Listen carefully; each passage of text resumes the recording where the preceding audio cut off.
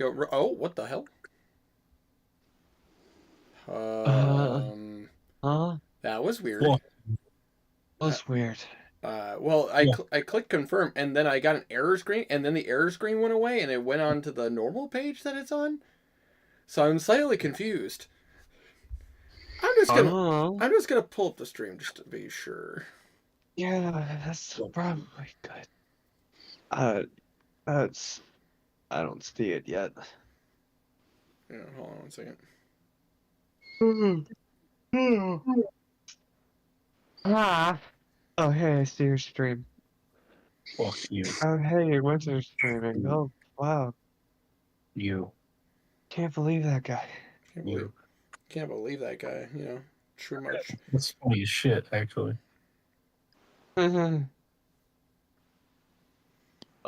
On mine it I says think I'm on mine it says upcoming. It doesn't say that I'm streaming right now. it's streaming to me. But I think you need to restart your page. Yeah, I'm restarting it right now. Okay, yeah, I'm up and running. That's weird. That was weird, but it is what it is. So, You're weird, but it is what it is. yeah. It is what it is.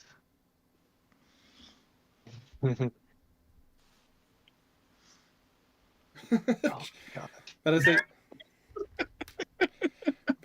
No, sorry, my buddy Maverick messaged me. Cringe. Uh, You have friends? I know, right? Well, he's one of my YouTube friends. Are you stupid? I mean, I could be, but those are not mutually exclusive.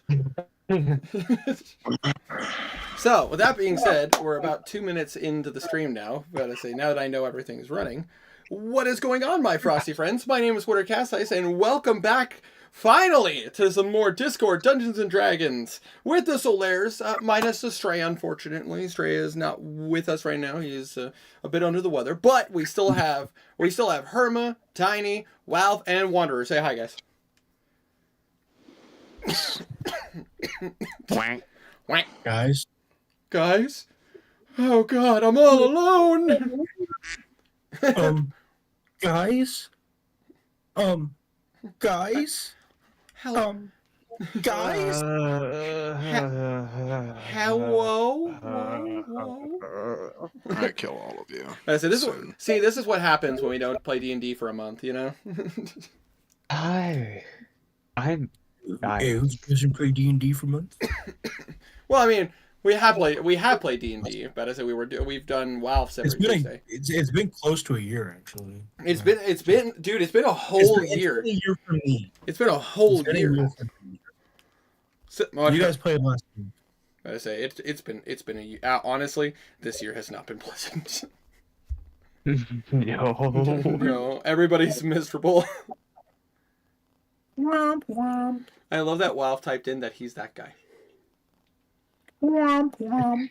Is this that guy? Yeah, it's just that guy. Whoever that guy is. But that being said, we've been away for about a month, so I think it's time that we get a little bit of a reminder of what happened last time on D&D. Now I also got my voice back, thank God. You put so much effort into that burp. I saw that, Irma. Hey, didn't. It just came out like that, Brett. Brit. So, that being said, though, let's go ahead and hop back into this with what happened last time on D&D. The Solaires, after successfully robbing the Yuan-ti of the Exeter Desert, stealing various magical items from them, destroying an old magi laboratory that was studying something of some sort. The party found out that the rest of their allies unfortunately had been attacked while they were away. Quickly racing back to find Bimp and Knackle. The party was ambushed by these robotic metallic creatures. A golem of some kind, a steel predator of some kind, and these weird spider bots. The party was able to successfully dispatch them with relative ease. It was some mild difficulty, but the party handled it just fine. Unfortunately, though, losing Karek, who whose ability unfortunately was at a massive disadvantage because they're robotic, but also because of the fact that each of these creatures seem to be targeting select individuals. The party, after collecting themselves, helping Bimp, decided to kind of tap into some of their abilities to see if they can get Knackle back online. And though it took a bit of punishment to do so, not only were you able to get Knackle back online, you were using the power of your god. You were able, Garnan was able to learn more about what happened to your allies who were teleported away in some direction. Learning that your allies, Alosa, Filman, and Karik, are all currently inside of Starlam, the flying city controlled by the Broken Skull. However, these things did not come without consequences. Blue and Garnan unfortunately took points of exhaustion and various painstaking effects. You guys decided that you were going to teleport back to the capital, back to Westray, to collect yourself and make plans for what you guys wanted to do next. So that being said, I did let you guys know that you guys were going to have 3 days of downtime. And while Garnan will have to take 2 of those days to collect himself, Blue is going to have to take 1 day to collect himself. Considering the fact that, these effects are not fun to deal with. But I say, only one of you let me know what you guys, wanted to do. Which was Herma, Henrik specifically. And he, so I'm going to go ahead and start off with Herma since he had already planned out what he wanted to do ahead of time. What do I want to do? You wanted to specifically work with demon parts. And I have the notes you sent me. Right. Steep land and steep scales. Yeah, but I say you wanted to work with these, which I did forget to tell you what they could do, and I apologize. That is my bad. But you did make some rolls and everything, which makes this very easy for you to work with. Hold on 1 second. Oh, I forgot we've had a couple of conversations since then. Yeah, I got a 38 and 37. Yep, I do see that here. But I say, and you wanted to work on the stink gland and the stink scales. So I will say this, and just to give this out to you of what you could do with these particular items. For the stink gland, there are a couple things you could do. You could easily make some high potency stink bombs that would work similarly to that of what is it called, Stinking Cloud, which is a spell that does exist, but it would be a higher potency and could leave a lot of people with the poisoned condition.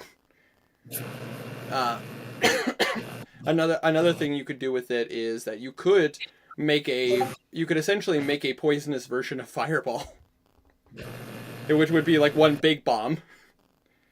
The only thing is that it would do poison damage rather than fire damage. The scales, when working with them, you realize that you could make your own. You could make your own stink armor, or you could use it to improve Kazir's I'm trying to remember what the name of his armor is. His putrid armor. You could use the scales to improve that, which would give Kazir a boost to his AC and could give him more benefits against poison, and maybe even cause poison damage to those who try to do melee with him. Or you could use it for yourself, and you could try mixing that into your own armor, which unfortunately, because of the type of armor you have, it wouldn't really work, because Magi Tech is so temperamental with other things. But I say you could attempt doing that with maybe a different piece of maybe a different armor piece, or if you wanted to do it, if you wanted to try to add it to a weapon, you could possibly give yourself a little defensive action using the putrid scales, which basically would just be a sense of if a creature was close enough, you could technically use it to cause them to either have to back off, or you can deal a certain amount of poison damage or pass off a poison condition. But it would be a bit trickier for you since you're not a melee combatant per se. But these are just options and items and things that you can work on. But with your rolls, easily you could do any of those things. But I'll say that with Henrik's knowledge of working with magical items and magical tech, there is a variety of things you could do with them. It's just that because it's poison and poisonous, and like because of the stink and everything, there are certain limitations, especially with the items that you are currently using. Let me look at the stink cloud. Yeah, absolutely.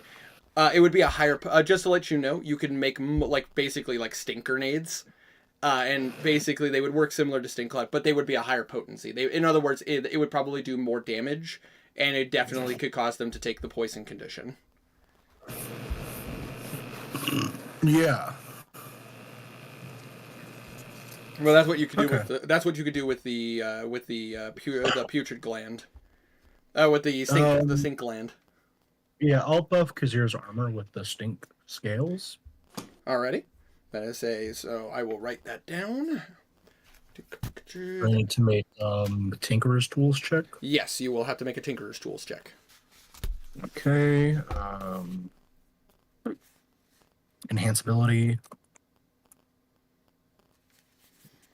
So, Anything else, brothers? let's take a look here. My nose itches. Uh-oh. Gotta itch that. Gotta itch that nose, pal. Let's see here. Okay, I guess I'm just wrong with myself. Yeah. Natural 20, yeah, so 38, yeah. I say I'm just writing this down. I think it happens. Yeah, I would definitely say you'd be. And the thing is that it just takes you like one solid day to get Kazir's armor done. Because obviously Henrik is a very thorough individual, but this will give him an actual boost to like his armor and even increase some of his abilities from the putrid armor. Yeah. So you still have another 2 days worth of stuff you could do. So if you wanted to do, if you wanted to work with the stink gland to do stuff with that, you certainly can. Otherwise, if there's something else you want to work with, you certainly can as well. All right. I'm sure Kazir will love. Let's make a big ol' stink bomb. Make a big old stink bomb. Big ol' stink bomb. But I say go ahead and make a fartukin. Aye, aye, Captain. All right. In that case, I need you to roll a Tinkerer's check. Flash for 31. I say 31. Okay. Sounds good. Sounds good. Not the best work. With what you were working with, this could have had repercussions on you. Yeah, I could have blew up in my face, and then I had to, soak myself in tomato soup. It would have been pretty nasty. You literally would have been just coughing. Oh my god, you would have turned into Percy. You would have had to wear a gas mask for a little bit.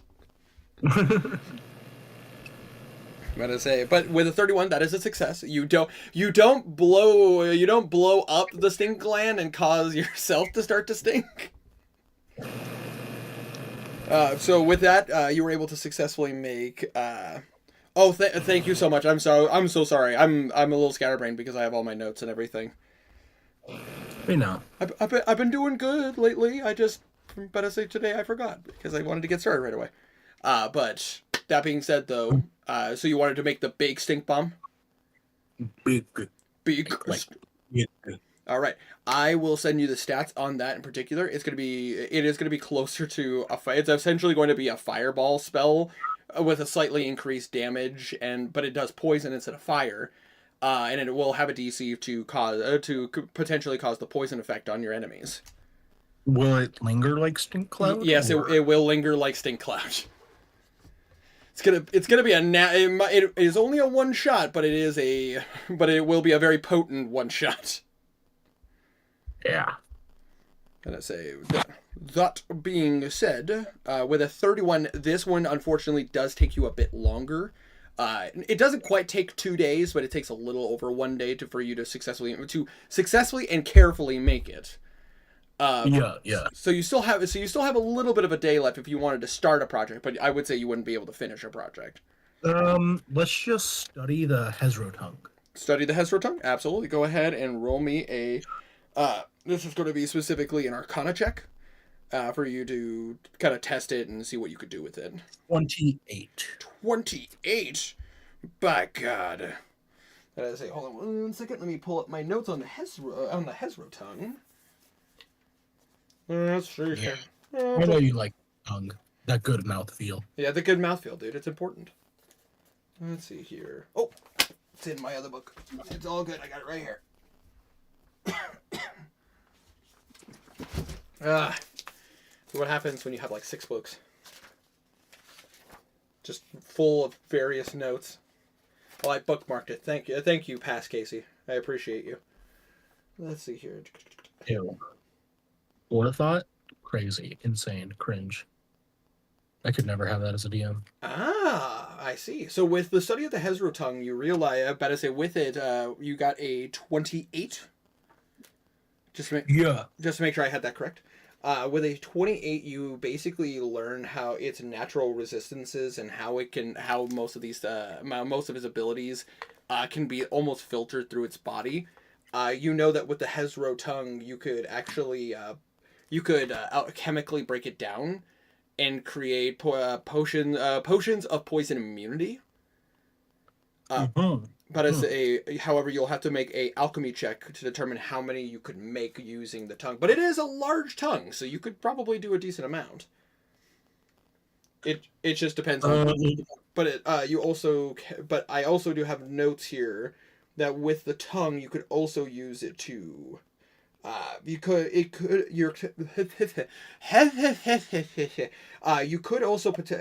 potentially use its tongue to also get some of its make potions of certain resistances. If you wanted to try to harness some of its like demonic resistances. But those what can we do? Poison immunity. Poison immunity. Okay. In that case, that would be an alchemy check. Can I get bardic, Tiny? Tiny? Can I get bardic, Tiny? Cool. So bardic inspiration. Then I'll flash that for a 45. 45, perfect. So then you got the maximum effectiveness. You can get 10 potions of poison immunity. How they work is that because of what the Hezro is, and because of how high you rolled, these potions upon a consumption last 8 hours. But the trade-off is that you only get so many of them. You rolled really high, which means you got 10, but that is, unfortunately you can't get any more out of it. But they're very potent. Oh my god. That's a name of a plant. But so make sure you mark on your character sheet that you got 10 of these. Upon consumption, they last for 8 hours. But they give full poison immunity. So basically, you are unaffected by poison damage or the poison condition. Okay. But unfortunately, that will take up the remainder of your 3 days. Yeah. But a very good use of it, and got some very effective items, improvement for a fellow player, and also a pretty nice bomb. Yeah. Alrighty. So I have the stats for bomb? I will send you stats for bomb. Awesome. How do I say? So, I'm going to call it the gas passer. The gas passer, duly noted. How do I say? Nope, those were my notes for Tiny. Alright, I already sent those to him. The gas passer. I can't believe I'm typing this. Anyone who plays TF2 should get that reference. Unfortunately, I haven't played TF2 in so many years. I don't remember. It's just a jerry can that you throw at people. Yeah. It's kind of a bad weapon. It is the worst weapon, like one of the worst weapons in the game. Until you bring it to fucking man versus machine. Yeah, until you bring it to that, and then it is the best. Yeah, but that's the point that you made for a lot of weapons that I consider like really bad. For some reason, they just really man versus machine. Yeah, other than Spy. Spy's just bad. Well, it's Spy. What do you expect? Mm-hmm. It's the worst class in the game. Oh, one second. I'm just typing this out real fast. In the meantime, because that is your time, was there any minor things Henrik would like to do, or is he just going to be like solely focused on the project? All right, fair enough. Fair enough. I was about to say, I can understand that feeling.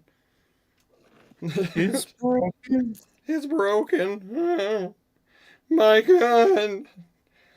I imagine Henry probably takes like his downtime to try to like look at the ashen remains of his gun. He goes up blue and like he sets a bag of dust in his hand. This is my light shot.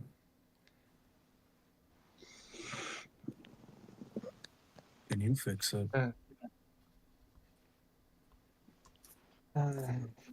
Sure. Thanks. How did it happen? It got disintegrated in the big explosion back in town. Okay. Hmm.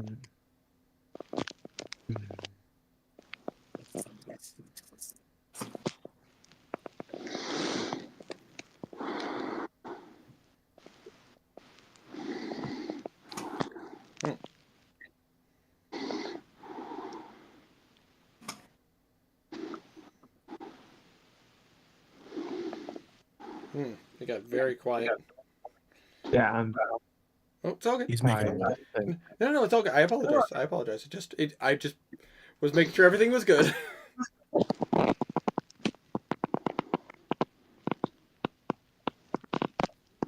I was just gonna.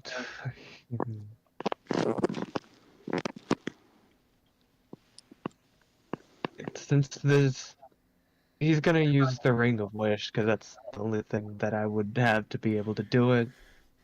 Yeah, unfortunately, with this level of damage, there's like no way. Yeah. It can be a reverse fire wish spell. Just trying to figure out how to word it. Absolutely. Take your time. Take a moment. It's all good. Just pulling out that nightmare shaped ring that you have. Yeah. He takes that out, puts it on. How should we do this?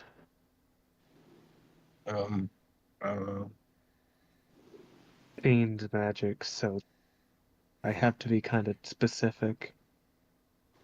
Yes.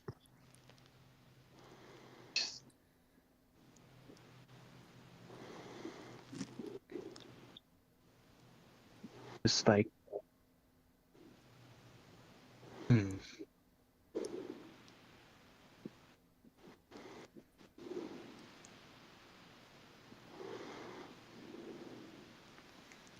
Also, Herma. Here. Roll me a d10. 3. 3. Okay.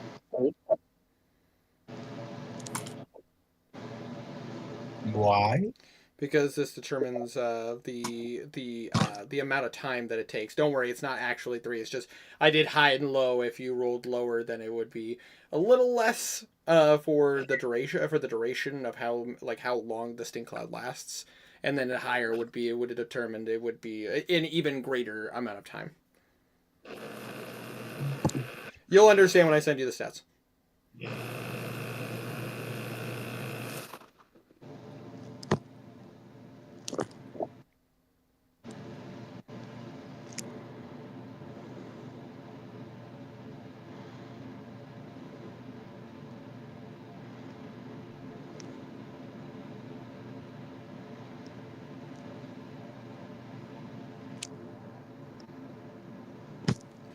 There we go. Okay. And sending you information.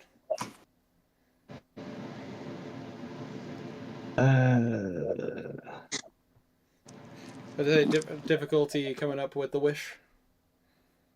I have it. Oh.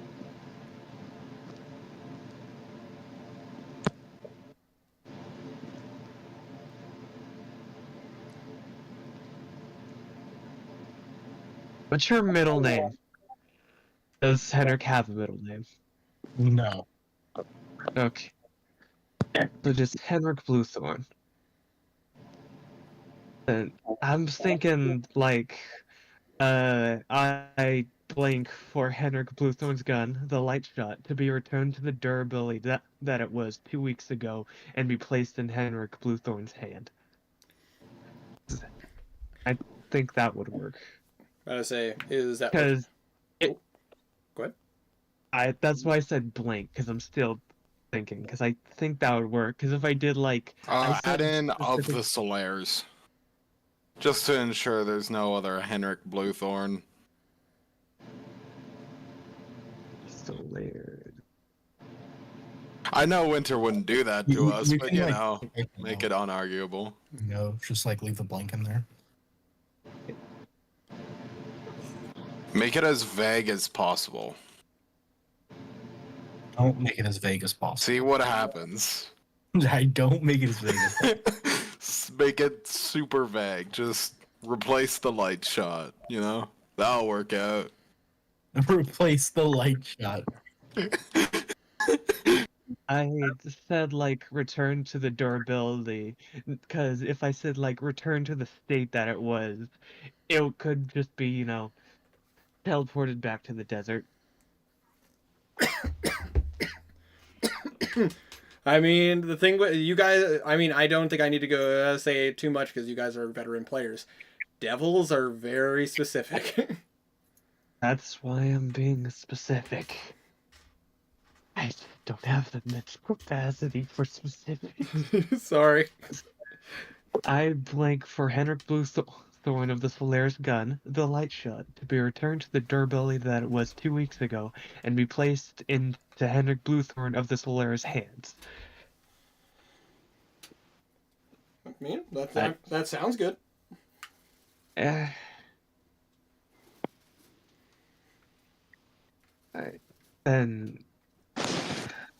I would recommend adding a named the light shot, because otherwise it could be misconstrued.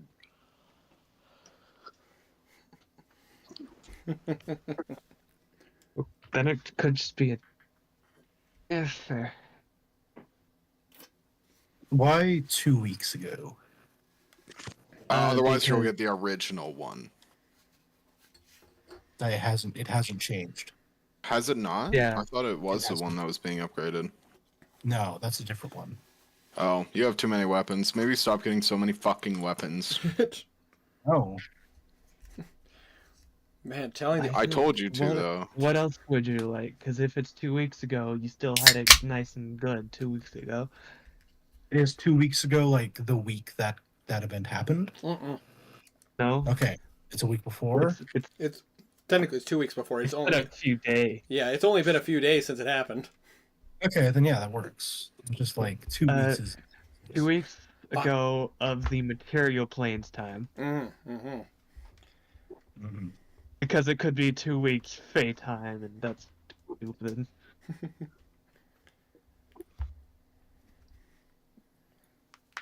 Or the Shadowfell, which is even worse. Alright. Think to be returned to the durability that it was 2 weeks. Name the light shot to be returned to the durability that it was 2 weeks ago of the material plane's time, and be placed into Henrik Bluethorn's of the Solaris hand.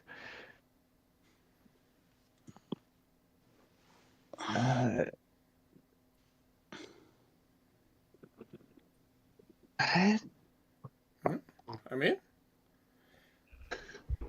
I fucking might as well. Blue's going to take out the ring, slip it on, and just kind of go.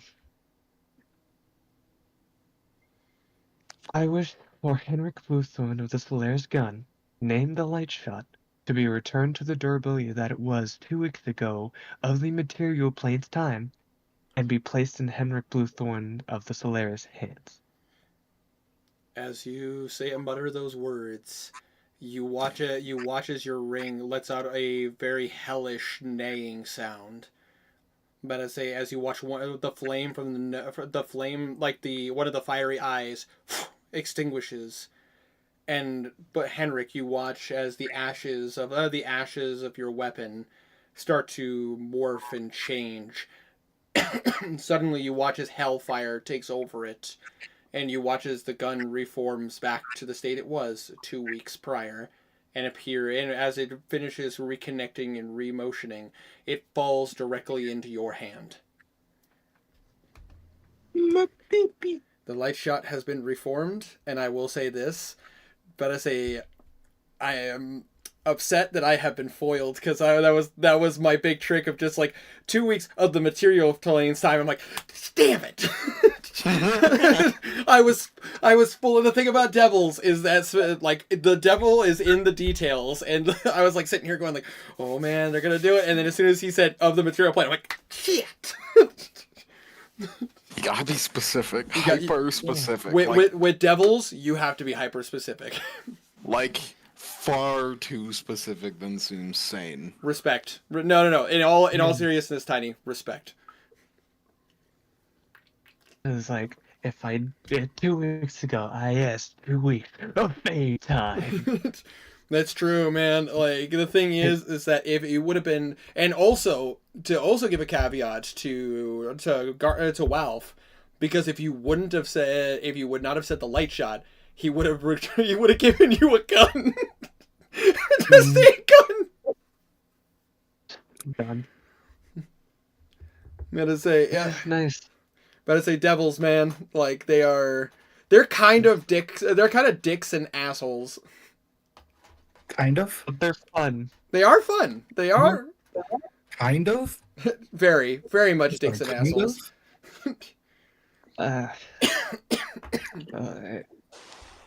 But there you go. the wish successfully goes off, and Tiny, make sure you mark off the wish so that the ring only has 2 more available. The Ring of Moldok only has 2 more wishes. There you go. Just fire it, make sure it's okay. He fires it. And as you fire it, you watch as it works exactly how it worked before it was disintegrated. If it was 2 weeks ago of the Fade time, that would have made it probably to where it just didn't exist. Returns to a tree. It would have turned into iron. It would have turned into iron ingots and a tree.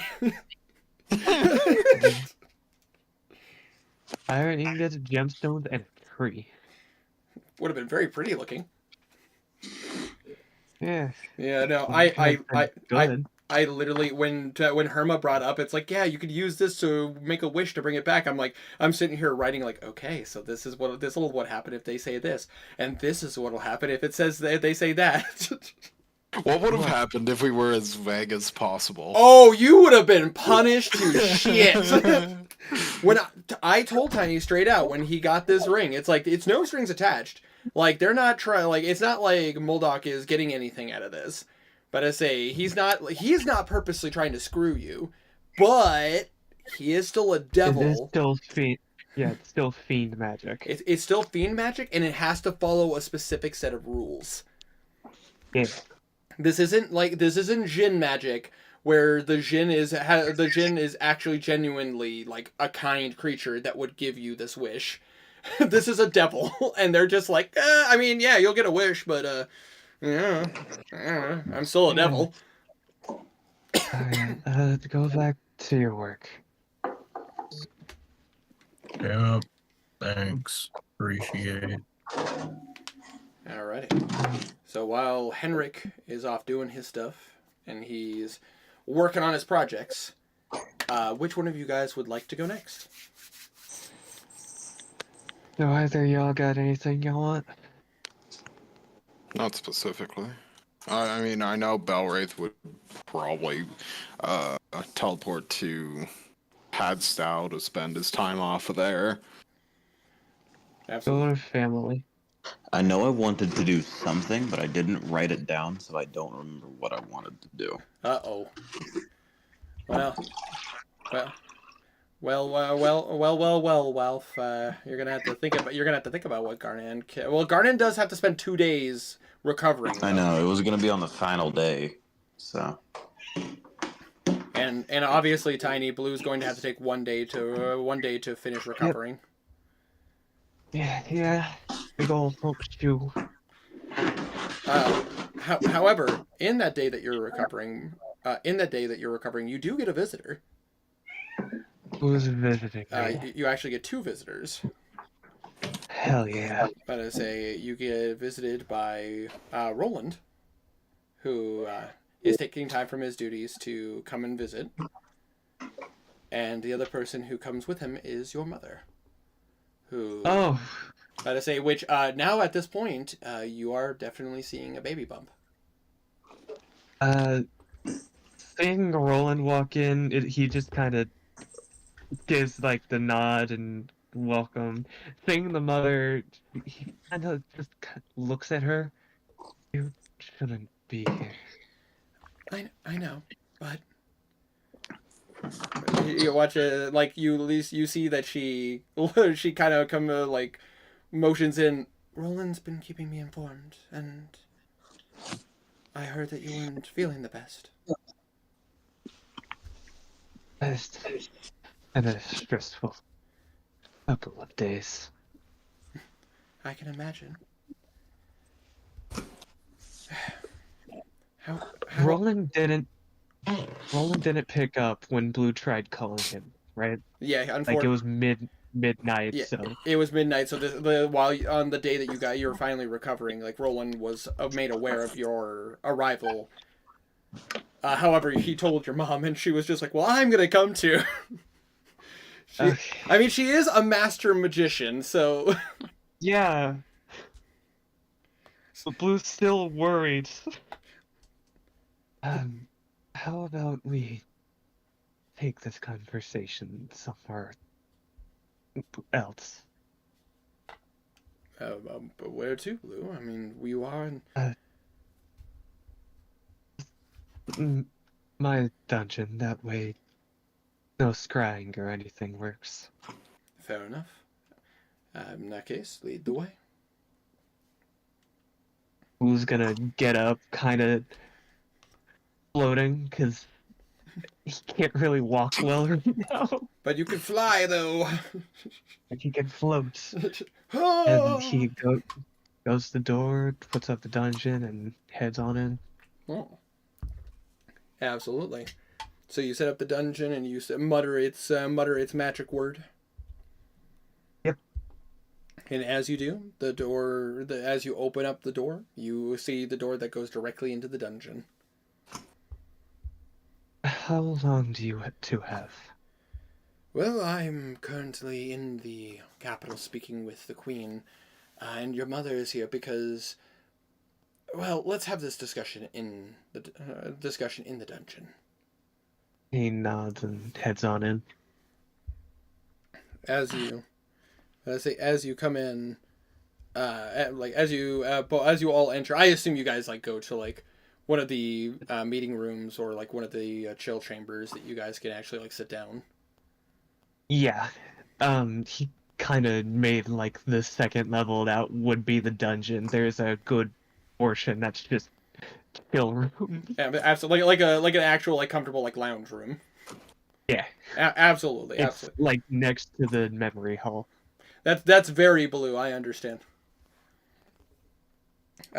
He heads on in and just sits, having made like couch a coffee table. Like that. Yep. As everybody comes in and like sits down, you watch as Roland goes, and this is a safe location. We don't have to worry about unwanted eyes. Yes. From what I've seen, this can even block out speaking about gods, though I'm not sure about our power levels. As far as I know, it works. Better safe than sorry. We'll leave names out. Yeah. But yes, I'm currently obviously I have my duties with the college. But I have been requested to come on the behest of the Queen as well as your mother with everything going. Um, Oh, go on. just no, this is out of character. Can I like have them roll an what would this be? Our Arcana check, and I believe both would have advantage due to their how powerful they are. Yeah, I mean, Roland and about to say, oh my gosh, why am I blanking on your mother's name? That's weird. About to say, maybe it's because your father's name is Salvador, and that's the one I remember. Victoria. Victoria, thank you. I thought that, but I'm like, no, is that correct? Oh shit, too many NPCs. Then I say, I will roll. I say, I won't roll the red dice. Those are for the villains. I have to roll the blue dice. Do you want me to tell you what it's for now, or Tell me what it's for now, so that way. seeing if they see the signs of magic sickness? Absolutely. I say, That would be Okay. Arcana check. yep. Okay, this actually makes a lot of sense. Roland seems very distracted. Like he seems very like he's talking to you, but he seems a little like. You see bags under his eyes. You see that he is definitely a bit overworked right now, which makes a lot of sense with everything going on. But your mother gives you a very knowing look. Like, it takes her a second. Like, she's like, oh, Blue's probably tired. Like, you guys have been on the run. But, like, as you guys are, like, kind of sitting there and Roland speaking, she looks up and there's, like, there's almost like a flash of magic through her eyes. But it's not magic. It's the worst and most terrifying thing. A mother's knowledge. A mother's intuition.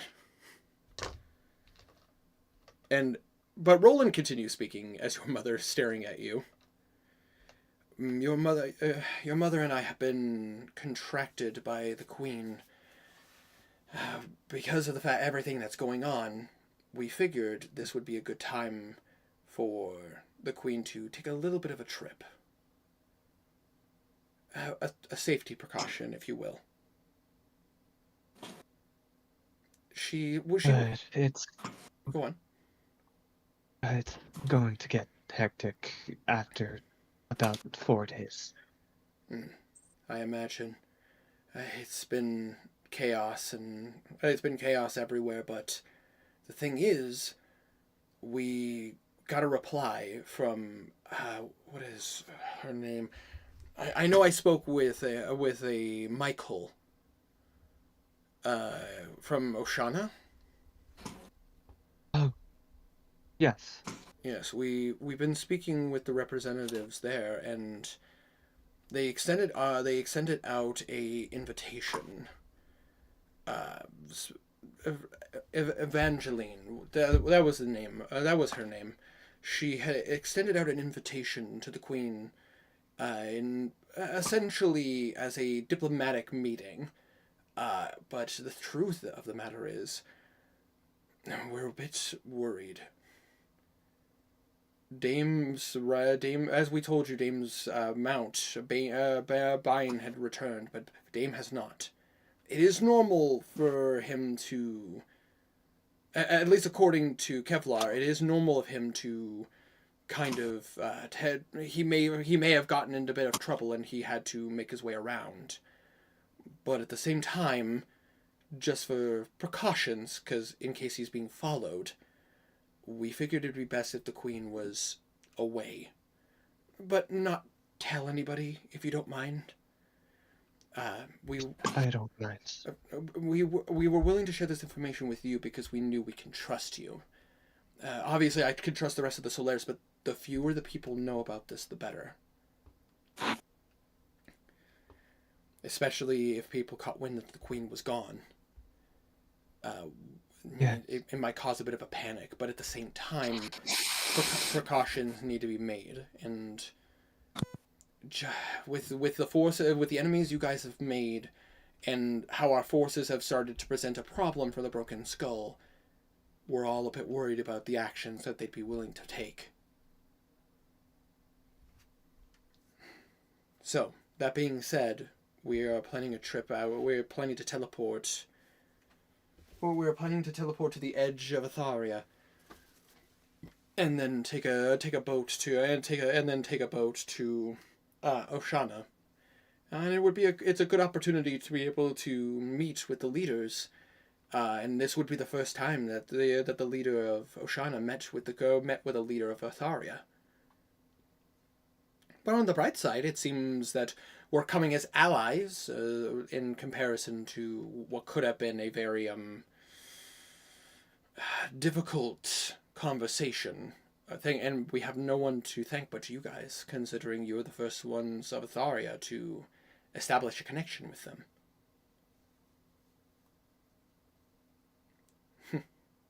It seems my student has come a very, very long way from your...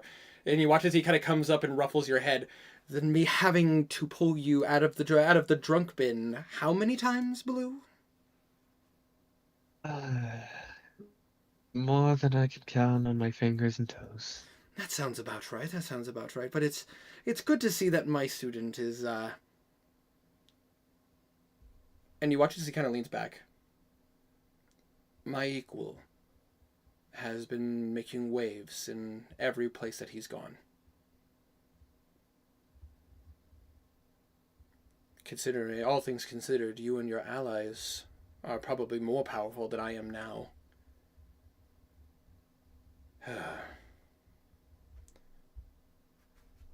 But, that being said, we are planning all this. How are things on your front?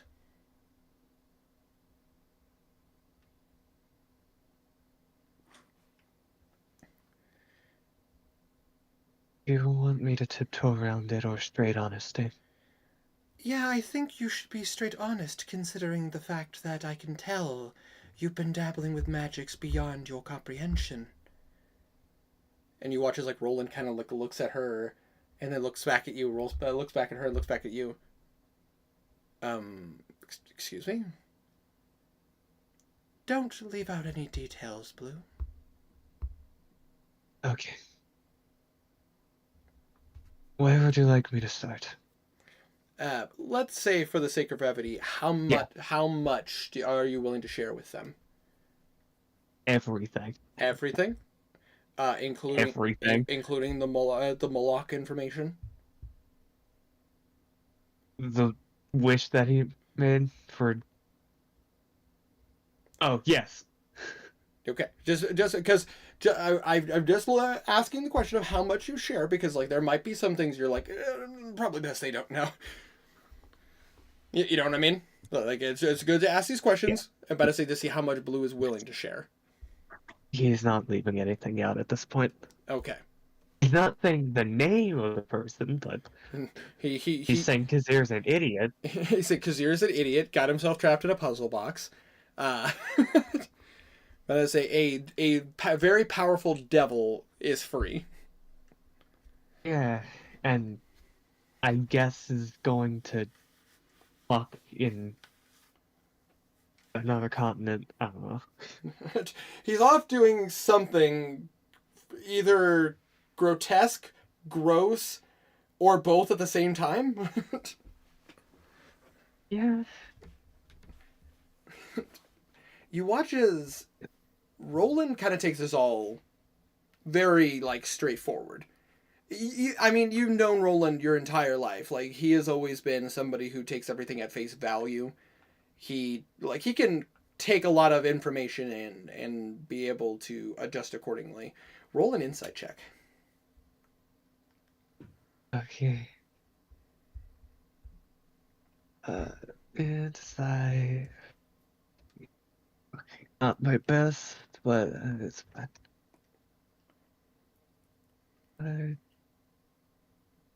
20. Oh, 33. 33. Alrighty. But I say you can definitely tell there's a level of concern from Roland, but again, he knows your position. He knows what you and the guys are doing. It's a lot. It's very dangerous and scary, but at the same time, like, Roland's done similar stuff like that. Like, he used to be an adventurer too. If no one Until he took an arrow in the knee. Damn it. Damn it, I was muted. I said the same shit. I mean, he did get married. Yeah. But Anyway. anyway. However, with that role, you do see a lot more concern from your mother. If no one interrupts, it goes from like talking, telling about the tales, slowly getting more fanatic, turning into kind of ranting, as um with a 6 on a D100, he kind of has a little mental breakdown. They let you go on for a while, but after a while your mother kind of like gets up, moves right next to you, and you watch her, she just hugs you. Like no aggression, no anger, no nothing. Just she just grabs you and she just holds you. You've gone through quite a bit as you've grown up. I've had to do my own adventures, but I have never done things at the same scale as you.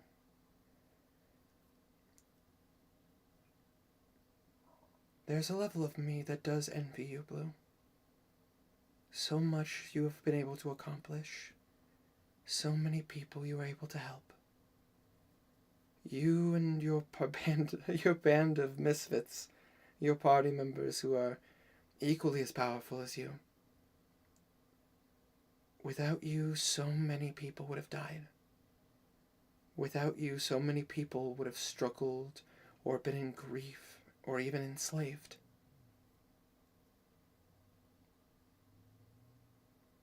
I'm proud of you and everything that you've done.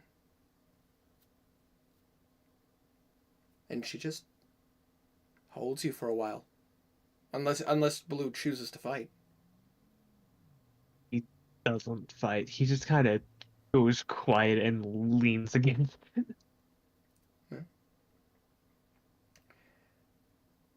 I'm going with the Queen because of the fact that not only am I very capable, but it's that way I'm also away from all of this as well.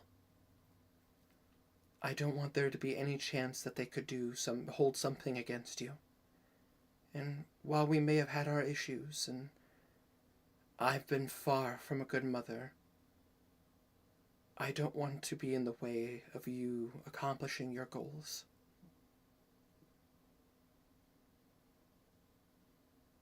And hey, this would be my first time outside of meeting your friend to actually experience Azamar culture. It'll be a unique adventure. They're a bit defensive towards outsiders, but they're nice. They usually mean well. That's good. I'm happy to hear that. I'm happy to hear that they are fair, maybe harsh, but fair individuals. It wouldn't be my first time dealing with irritable and grouchy people from other nations. I have to tell you the story of when I met an individual from the dynasty across the sea. No, you didn't. She just proceeds to tell you a story about how she met these ambassadors from a dynasty nation south of Sindis, and how they seemed like they were like charitable, kind people, but very quickly, like your mother is like, yeah, no, but they were a bunch of assholes who were basically trying to fish for information, and she turned one of them into a frog because they pissed her off. Is it like the dynasty that Blue knows? I think it was like Chio or something. Yeah, well, it's not Chio. Chio is Chio is a country, isn't it? Chio is a country. Yeah. But see, Chio is the land of the Dragonborn. And like there are other clans amongst them that are like humans, elves, dwarves, so on and so forth. But it's like mainly Dragonborn. But I say the dynasty is specifically. I apologize. I pulling out my world stuff real quick. That's too far back. Nope. That's Sculvin notes. Nope. Do. I'm tempted to do something. I say it was the location, the Crendel dynasty, which is the country south of Sindis. You guys did a one shot there. Hmm. But I say it's the land. That's the land where like King Zarek was. King Zarek was overthrown by the Iron Obstinacy. Oh, right. Hey, south of Sintus. I thought it was south of this. Alright. I know someone who might become an important NPC. Yep. We'll see. Who knows? But I say there'll be a lot of stuff I get to roll for later. You know what? As he's like giving the story and like trying to cheer up Blue, Blue just kind of speaks up. I died last mission. And you watch as Roland kind of like opens it, like kind of like, because he was paying attention, he was listening to everything, but you do see like one of his eyebrows kind of twitches. I'm sorry. I properly died last mission. Was it your first time? It was, right? Yes, it was, because when you were when you were revived, there was no roll, because how you guys know this, how I do D&D, I hate that death has no consequences. I just forgot if I had the roll or not. Oh, absolutely. First time. It's been a while. Oh, it absolutely has been a while. But I say that was a bit of a time ago. That was like 3 months ago. Three and a half months ago. Yes. For you and Garnan and Kazir, it was your first time. For all three of you, it was your first time dying. Yeah, it got dicey. Yeah, it got scary, but I say it's a good thing you guys took that side quest to get that armor for Henrik. So worth it. Yeah, It was very worth it. it was my first time dying. Rolling. We died during the Odell fight. Yep, against Right. against Obel. She. Oh man, I feel so shitty, but It at was this. so much. I feel so shitty, but at the same time, like I kept rolling them over and over, and I felt so bad. I should have lied. And did other rays, but Oh, it didn't feel Why? right. You guys know me. I don't like to bullshit rolls because there's a level of trust there. But anyways, not the point. Yes, if for you, Garnan, and Kazir, it was your first time dying. Technically, the only one in this party that's died more than once is Belwraith. eh. And it's because I apparently have a penchant for killing him. And I wouldn't play do far that. too recklessly. A little bit, yeah. You are a cleric after all. Now part paladin, but No, it's okay, Winter. I understand wanting to kill Belwraith. I often do as well. Yeah, me too. I get Yeah, it. me too. just feel What the fuck? Let's see. Hold on. Well, do you just feel the urge to kill Garrick too? Yeah, a little bit. Hmm. I'm more so focused on trying to kill Reese. That's fair. But me and Reese had such a good scene last week. And now he gets to die. Oh, okay. Um, Oh, that's okay. I can have a scene with Jack. Jack's cool. Jack's cool. Jacker. Actually, I just had a thought of how I'm going to kill him, and it's going to work this time. Okay, fair enough. But I say, well, we'll let you keep that to yourself. But Roland looks at you. You are aware that it gets harder and harder each time, right? I know. I don't think I need to go too far into it, but let's say I have a level of experience. As he lifts up, Nice. as you lifts up his hand and he lifts up 3 fingers. Let's say my life hasn't exactly been simple either, but I've been unfortunately on the bad end a couple times. That's part of the reason why took up running running the college from the previous owner. I almost didn't come back the last time, but fortunately there was an angel who guided my soul back.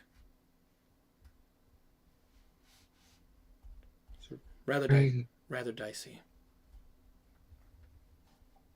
I I have told, I don't know if I've told you, you, I am the champion of the Raven Queen. I don't know if I've told you this yet. Roland gives you a look. You've never particularly been religious. But then again, I mean, have you taken up clerical practices? No, Hmm. I do worship them. I do my own, like, special motions. But I, it's called a spirit Ferribard. I am able to see spirits leaving people's bodies. I am able to help them move on. Ah, Stuff like that. you're a spiritual guide. Yes. Makes sense. It I- would make sense of a bard to be somebody of your particular skills to do such a thing. It is odd. I've never quite heard of a champion of a god that wasn't a holy knight, or a practitioner of the religious. And then he kind of kind of lifts his eyebrow a little bit, and he's like, maybe there was a story or two, but I didn't necessarily believe them. They were more folk tales rather than actual legends. Lore can be complicated depending. You understand. I don't need to go into. I talk to you. You understand this. I understand. I never really showed it, but I did, like, kinda worship and sing the songs of two gods. Lyra, the usual music god, Of course, that makes a lot. That makes a lot of sense. and the Raven Queen. Which When I died, I was given a vision from the Archangel Carrion. Carrion. Is this the one with the head of a vulture? Yes.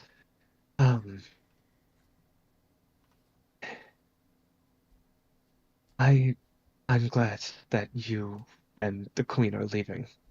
He looks over at the mother, because the vision I was given was that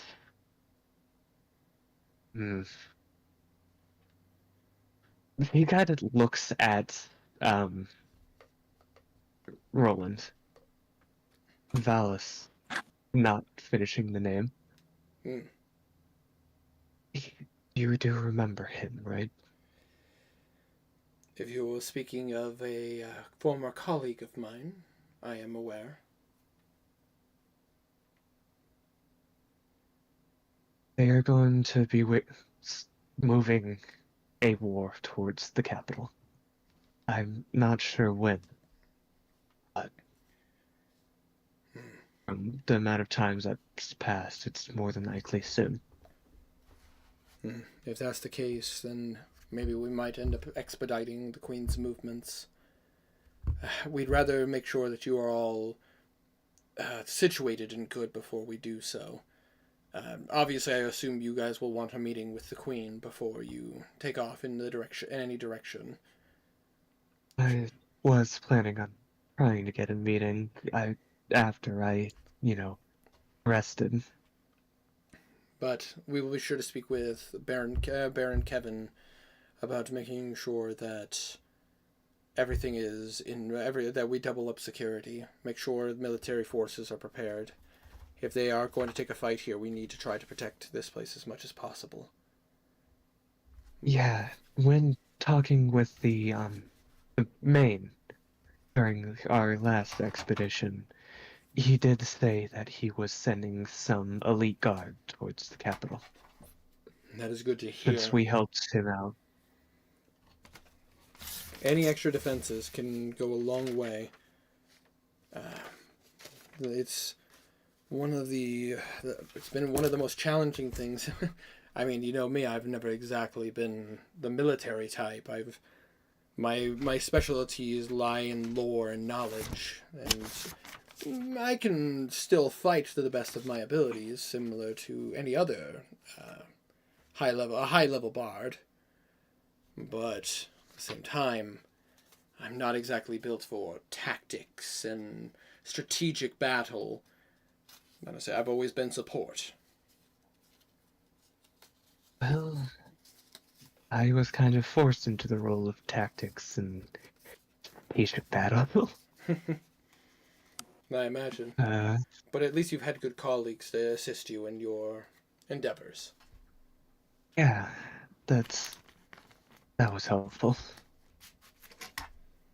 I mean, between the fact that you had the Arc Cardinal traveling with you, you have the Arc Cardinal traveling with you, who, with his abilities, has been very tactical and been very tactical, I assume.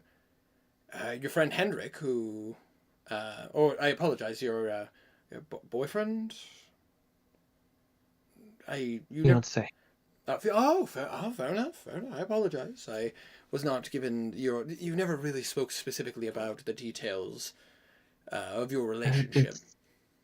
We've been busy. Oh no, absolutely, and it makes perfect sense. I didn't want to be rude and assume there was more than that. Fair. That being said, he's an incredibly intelligent person, and he has made very poignant. He's been very poignant about ideas and plans he's had. So it's good to have somebody who's very straightforward. And then your large friend, what's his name, Garnan. He probably is very tenacious on the battlefield. He is a monster in his own right. It's very odd seeing a Furbolg in being aggressive in combat. They're typically, from what I understand of Furbolgs, they're often very gentle and often try to avoid conflict if they can help it. Well, he used to be a sort of barbarian type where he'd get incredibly angry and rush into battle and effectively go into a berserking rage. But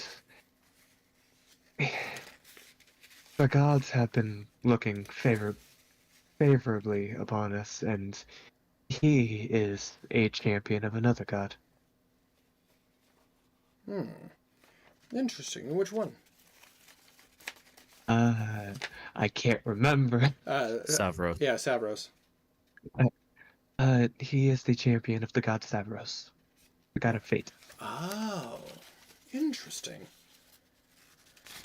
You travel with a unique party, and I mean, aside from him being on the battlefield, I don't know too much about your friend Kazir. He seems the type to go unnoticed. He is kind of a higher up in the Thieves Guild. Oh, we've been working with somebody from that faction. Odd individual. Simple. Yes, that is her name. She's an odd individual. Her magic is different than what I've seen in the past. I offered to look more into it for her, but she seemed very hesitant. I could explain it, but that's more personal, and I'd best leave it to her. Of course, naturally. Rather respect her privacy. I mean, I could only imagine, what she's gone through in her life. That being said, I did notice that you are missing a few of your friends. What were their names? Filman Karik and Miss Alosa. you said on your last mission that they didn't come back. He goes quiet a bit and then just kind of looks down at his hands. And the you know what this would be best how it's worded. The bracelet he has on, the Death Brand. Hmm. Let's see. He's going to kind of just turn it into an athame. Ooh. They got taken to Starlam. That's where we're heading once we're rested up. Ooh. That is particularly rough. You are going to have to going to the Flying City. Yes, there's no other choice. Garnon got a peek into their fates, and the ritual they have at Starland is almost done. And it's not good. And we need our friends. Any idea what that ritual might be to do? I can imagine what it probably is, but do you have any idea what it is specifically? No, the only one who actually got to see it was Garnon, and he's not the most magically inclined. No. He seems somebody who is more of a force to be reckoned with on the battlefield rather than somebody who is knowledgeable of the arcane. That seems more something you and your friend, your fiance Henrik would understand. Or maybe your friend Bimp. Your friend Bimp would be very knowledgeable about that as well. Yes. Um,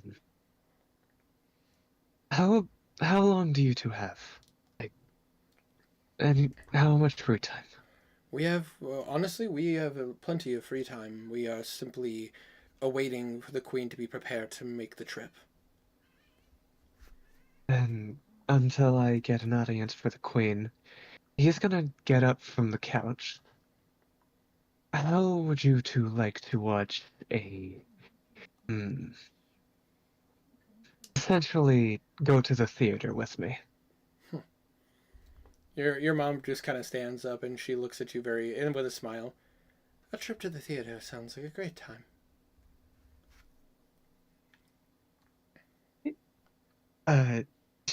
He will kind of hold his hand out to help the mom up. Yeah, she will gladly take Then it. come on. Roland will start walking alongside you. Well, I am a storyteller at heart, and I can get through a lot with words. It's best if you see this in the full picture. Alrighty. And he will take them to the memories and just kind of start to show them. Like a lot of the things you started to store in there. Yeah. Absolutely. You take this time and you take them down a trip of memory lane for you and your party. I imagine you show them the crazy battles, the epic tales. Do you show them like Zuggit Moy versus Juiblix? Yeah. Still having, like, I don't have to blur Julieblex since he's dead, but I will blur Zegmoy. Absolutely, absolutely. Because that's, don't want them to see that. Oh, absolutely, absolutely. So, I will ask this question. So I imagine Blue basically spends this day, the remainder of his first day, since he's still recovering, with his mother and with Roland. Yes, he's just spending that day trying to get his mental state together. Yeah. And, like, Roland obviously is taking everything straightforward and with a level of awe, obviously, because, like, you're showing them very, like, big things you have done. But you notice that your mother just kind of just stays close. Very much is just keeping her eye on you. The first day passes without incident.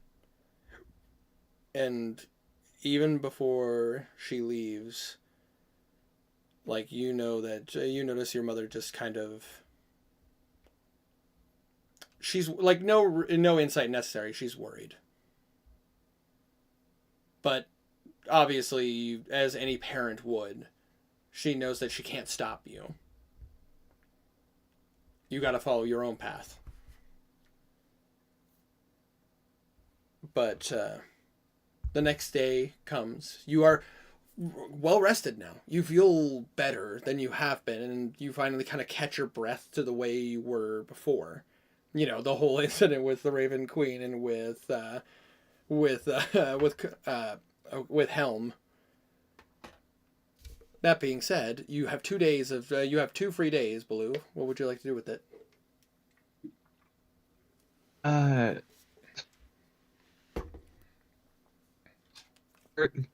Since he's rested now, first off, he's going to check on magic shops.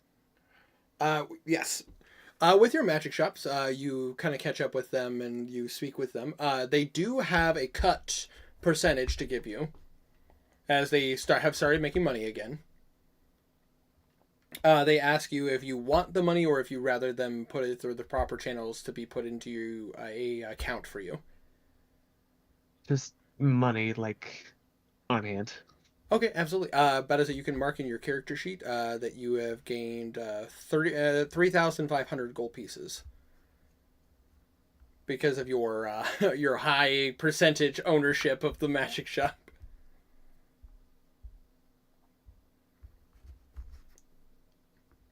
3,500? Yeah, remember, a lot of their high value magic items are being held onto just in case things go south.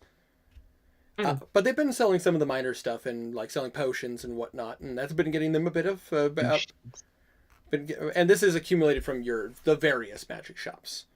However, unfortunately, they have not gotten any new non-attunable magic items.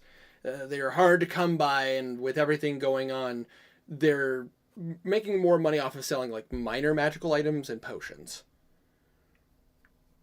They're big magic items they've been holding on to for the military, and they've also like spoken with the barons who have been,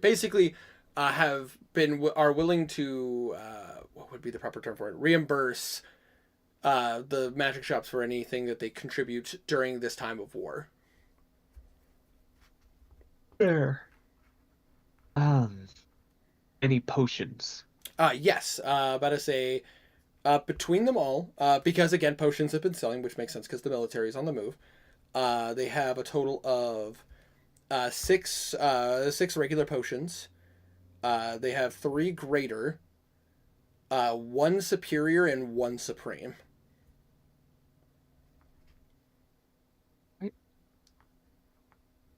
3 standard. It's 6 standard, 3 greater. And 3 greater. 1 superior and 1 supreme. Oh, 1 superior, 1 supreme. Yeah. I rolled for it, and these were the potions that they have left. Any, like, not healing potions? Not healing potions. Let me check real quick on their stuff. Hold on 1 second. Let me pull up my Dungeon Master's Guide. Let's see here.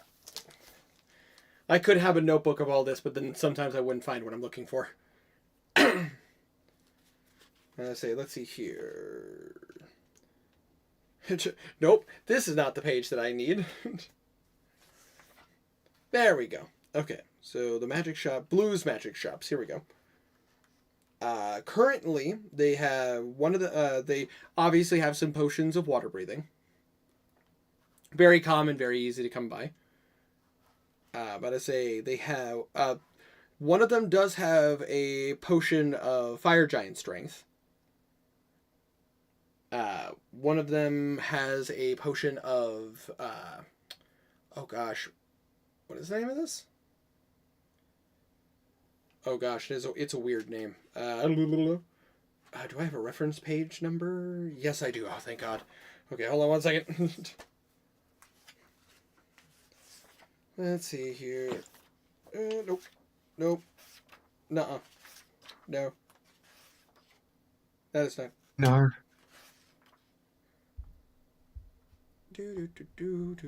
But I say, I'll list up the other ones while I'm pulling up this page.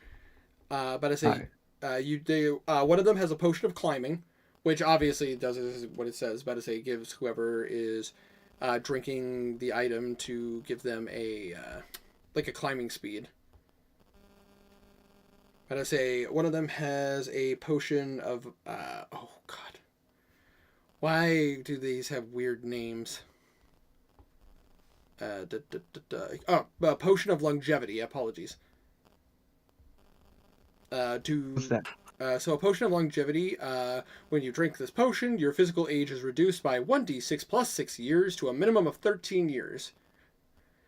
Each time you subsequently drink a potion of longevity, there is a 10% cumulative chance that you instead age by 1d6 plus 6 years. Suspended in the amber liquid are scorpion's tails, adder fangs, dead spiders, and a tiny heart that against all reason is still beating. These ingredients vanish when the potion is open. Basically, when you drink what the potion does is that it decreases your age. It allows you to live longer. But the more you use it, the more you use potions of longevity, the higher the risk you gain age rather than lose age. It's a good potion, especially like because first time is free, like it always works. But then after that, like subsequently, it becomes harder and harder. It is a rare magic. It is a rare magic item like a very rare magic item. Cool. Now, let's see here. I was pulling up. Here it is. I had to pull up the notes. So now you understand why this is difficult. Thessal toxin antidote. It is a potion to change color and texture each time you look at it. When you drink the potion, it ends the polymorph effect imposed by... it would be by a specific individual.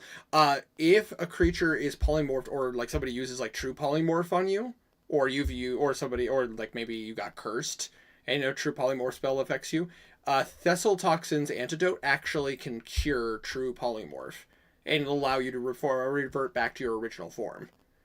It basically is similar to the universal solvent that basically can overpower the sovereign glue. If you're polymorphed or magically polymorphed or like cursed, it can end that effect on you. This is considered this particular version of it, because technically Thessal Toxins is based off of like I think it's originally from Infernal Machines. It's a book, like it's its own book. Infernal Machine Rebuild. Yeah, but I repurposed it for basically and technically it actually goes beyond just polymorph. It also is like any like body dysmorphation. So say like you were cursed with like I have these bat wings, or I have these animal animal parts on my body, or the Fomorian curse. Thessal Toxin's antidote can actually cure that. It is like the universal solvent to sovereign glue. It is a very, very useful magic item, especially if you deal with the Fae, because of the fact that Fae really like to fuck with people. Cool. And the last one that they have, the last one that they have is another very rare potion called it's like a clear like liquid with like a grayish effect coming off of it with your magical eyes. You've seen this only a handful of times. Like this type of magic a handful of times. It is a combination of graviturgy and chronergy. This is what's known as a potion of possibility. Which this is an official magical item. So if you wanted to look up its effects, you can. Otherwise, if you want me to read them out, I can certainly do that for you now. In a possibility. Yep, potion of possibility.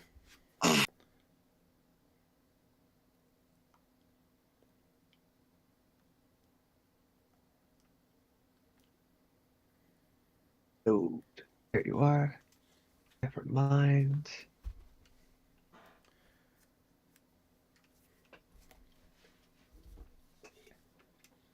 Great.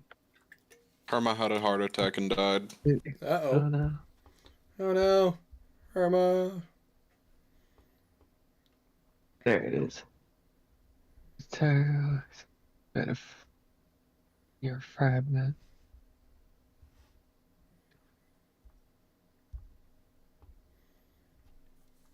But yeah. Those are the potions that they have available. Unfortunately, the armor and weapons that they have are low. They're small potatoes. Like, unfortunately, all of their powerful stuff has been taken by the military. I say they don't have anything to sell you that would be better than what you have.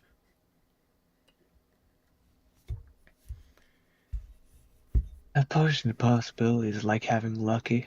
Pretty It's much. cool. It pretty much, yeah. It's a good magical item, like a good magical item. It's a good potion to have, especially if like you want to have just a little bit of thing in your back pocket. How much for just all the healing potions, the fire giant strength, and the possibility? So the fire giant strength and the potion of possibility are both very rare, so they would be pretty expensive. However, because you have part ownership and everything, are willing to dumb down the price for you. And do you want all of the potions or? Yeah, all the healing potions. The 6 standard, 3 greater, 1 superior, and 1 supreme. All right, for all of the healing potions, you're looking at roughly about 5,750 gold. Because of the fact that you have a superior and supreme, and typically a supreme is worth like, well, a couple of thousand gold on its own, but because again you have ownership, they're basically discounting all this stuff for you. So in total, that would be the total on its own. For the 2 very rare potions, again, typically they would be very expensive. For you, they're willing to sell those 2 to you for about 6,000 gold. For both or each? For both. Okay. Typically on their own, the potion of possibility would be more expensive than that. But 11,750. yeah. Basically, because the one that has the potion of possibility is the one you have over 20% stake in. Ah, nice.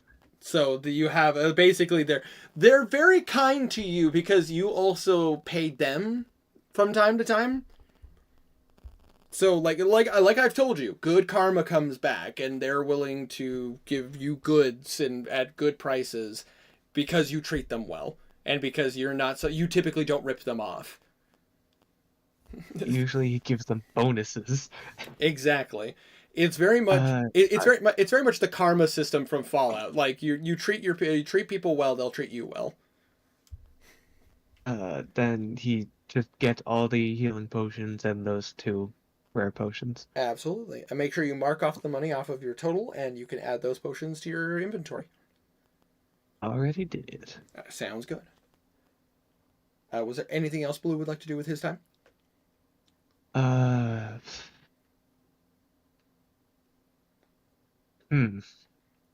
D100, tell me what we do. Oh, fuck. Okay, Blue's gonna go be a sad boy and smoke on top of the castle. How dare you? You monster. We don't condone smoking, not in this household. Time to take Yeah, the peak. Don't smoke. It's bad for you. Don't smoke. Just say no. Nah. Just say no. Yeah, he's gonna kind of sit at the place where the previous king got absolutely fucked on, and he's gonna just smoke a cigar, That's fair. That's fair. remembering that he offered Famalton a cigar here. Actually, no, he wasn't offered. He smoked a cigar with Famalton. Yeah. But I say it's always funny because it's like it's so funny because every time Formalden comes up, it's like Formalden. You guys don't have a ton of bad stories about Formalden. He's an asshole. Like he's done terrible things to other people, but he's never really done anything particularly evil to you. The worst he's done is that you pissed him off. Blue pissed him off, and you ended up trapped in one of his illusions. Yeah. But yeah, it's just so funny whenever I think of Formalden. It's like even for Henrik, every time he's met Formalden's never hurt Henrik. It's always been a conversation.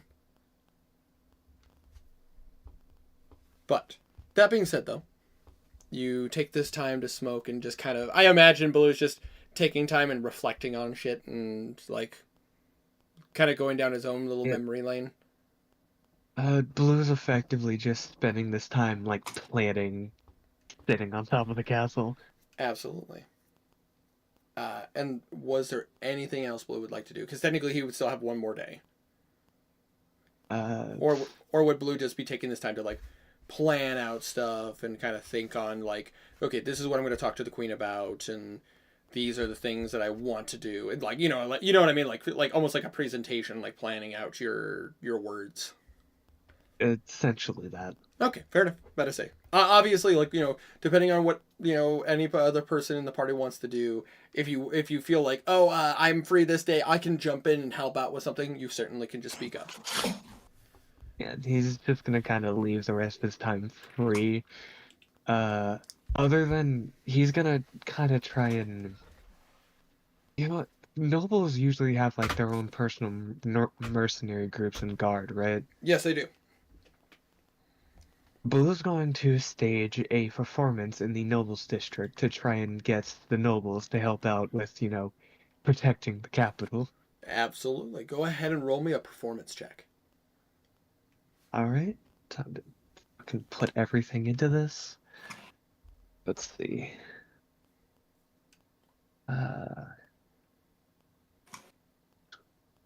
Get advantage, D12. Knackle, come help, give me guidance. Knackle comes up, high fives you. There you go, friend. High five. Thumbs up. High five? Man, the only thing I want to do is give that robot from Titanfall 2 a high five. Casting. I feel like Pathfinder gets high fives, but the robot from Titanfall 2 doesn't get a high five. He deserves it. You don't get high fives. Alright. Oh. 83. Oh, hell yeah. Oh, Jesus. 12. Oh, fuck. Oh, my Oh, God. fuck. Jesus. So that's 34 on its Okay. own, and then plus he gives thumbs up. Oh, fair enough. 18 plus. The big thumbs up. Plus 2 loot. So. 54. Does he fist bump? Okay, that's good. That makes me happy. I'm glad to hear that. But with a 54, oh yeah, like, Blue probably lays on one of the best performances he's ever done in the capital, which honestly is very fitting. I'm pretty sure that's just the best performance he's done. Period. Oh, fist bump. Ba la la la. But yeah, no, that's probably the best performance that you've ever. Flash me. Henrik opens up his shirt. I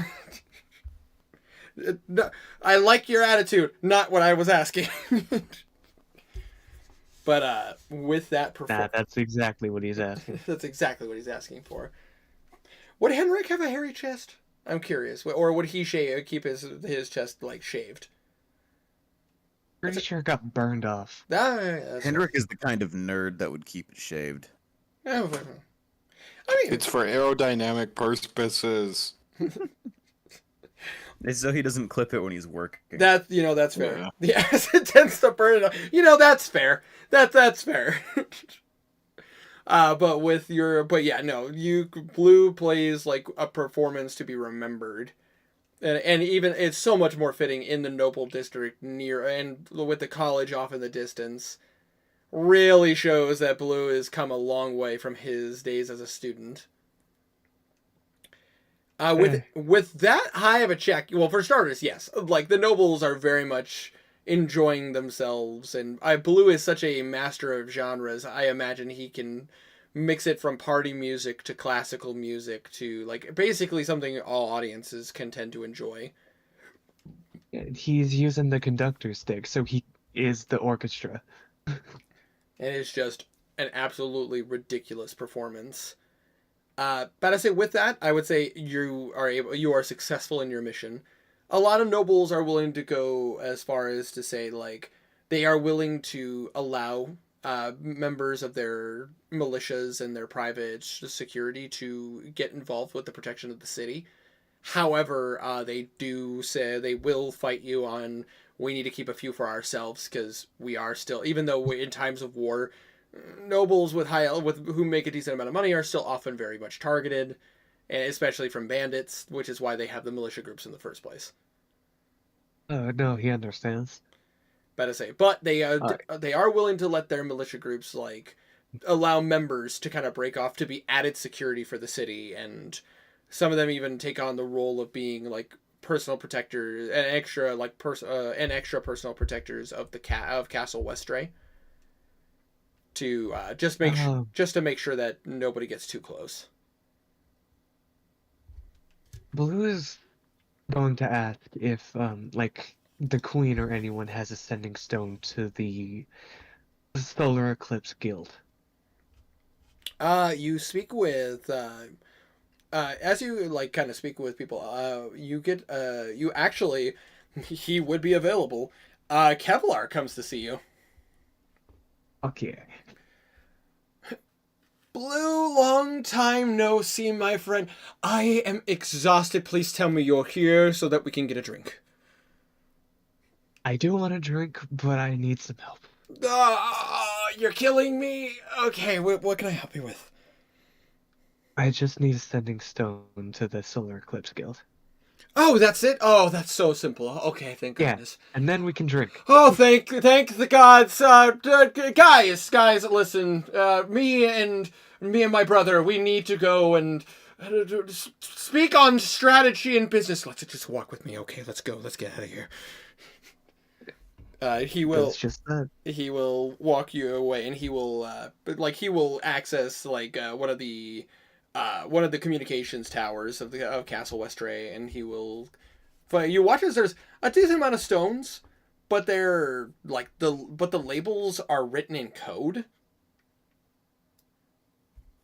And he goes up to one of them and he goes, "This is the one that has the communications to the Eclipse Guild in Makanali." Of course, if you and your party ever want to just go there, I believe there is a teleportation circle to Makanali. Is there? There wasn't last time. No, there wasn't. But under the insistence of Daldir, he's one of the mayors there. He's getting married. Yeah, he's getting married. Yeah, apparently. Gontis, an orc. Yeah, one of the members of the Ravaged Path. Apparently, him and his orc tribe have gone full siding with Makanali. Yeah, I saved his life, so he owes me one. No, fair enough. I mean, if you guys would like Makanali's teleportation circle, I can speak with the Queen and get that for you. Yes, please. This is a thing I'd prefer to do, like face to face.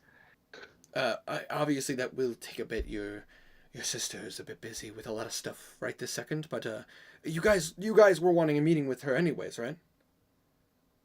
Yeah. Once your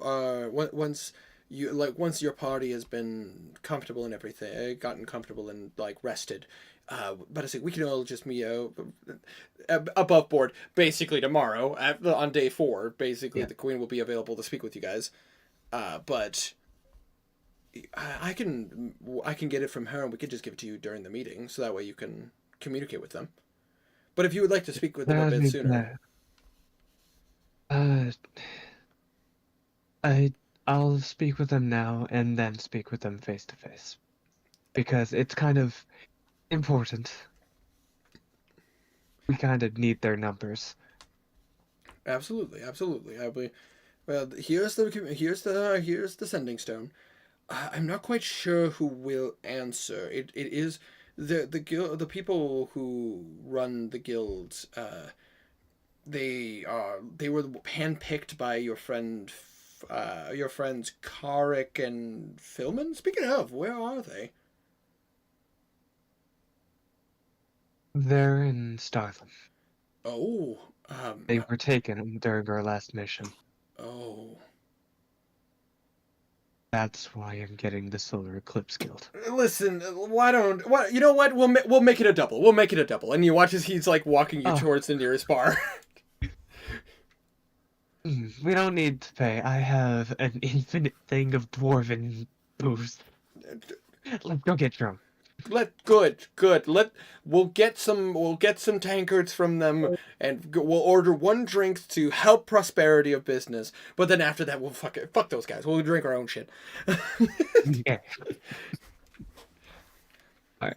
And then they do that. Absolutely. Essentially, just for the sake of it, the sending will just be, hey, make sure y'all are ready. We're coming by because we need help badly.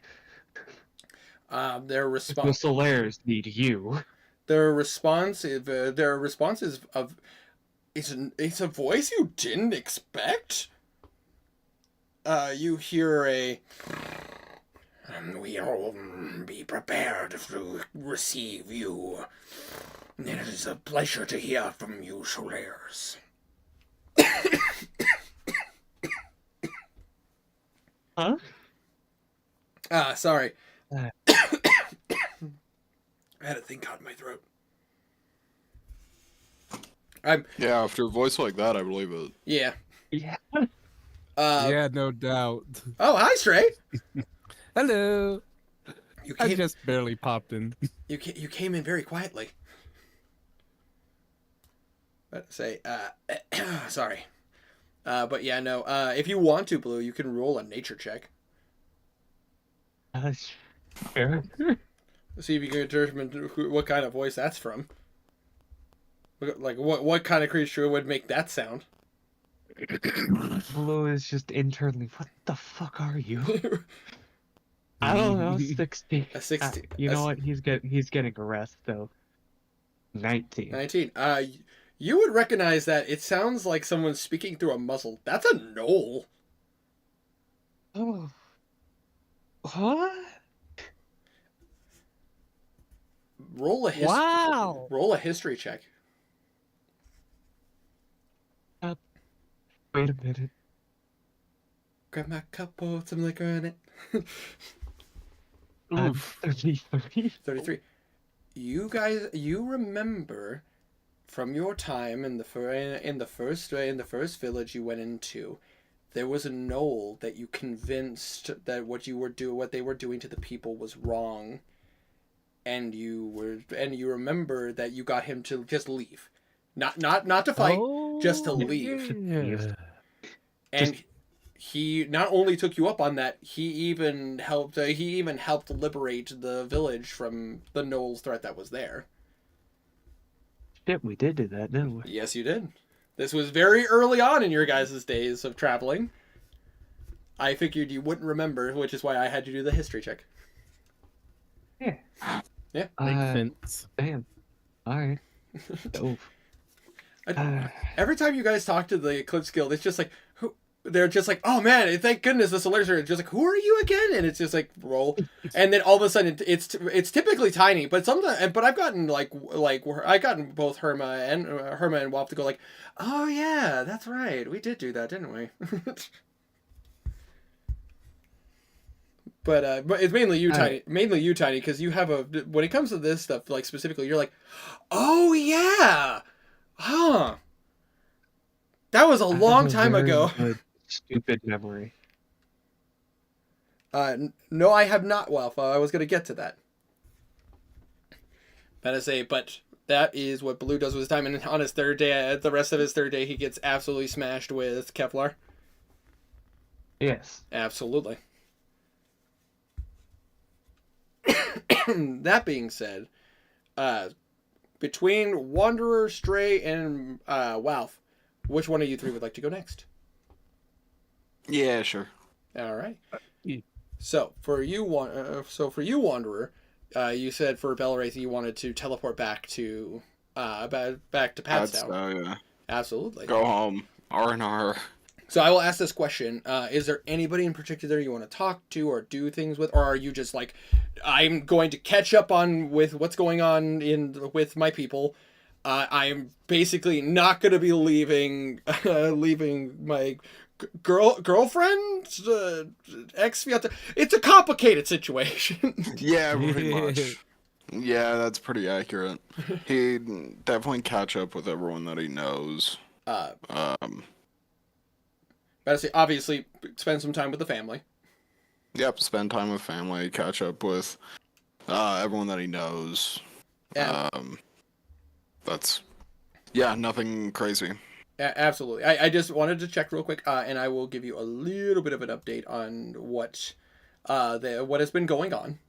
Obviously, obviously not going to go too much into this because this could easily be a very, very long conversation.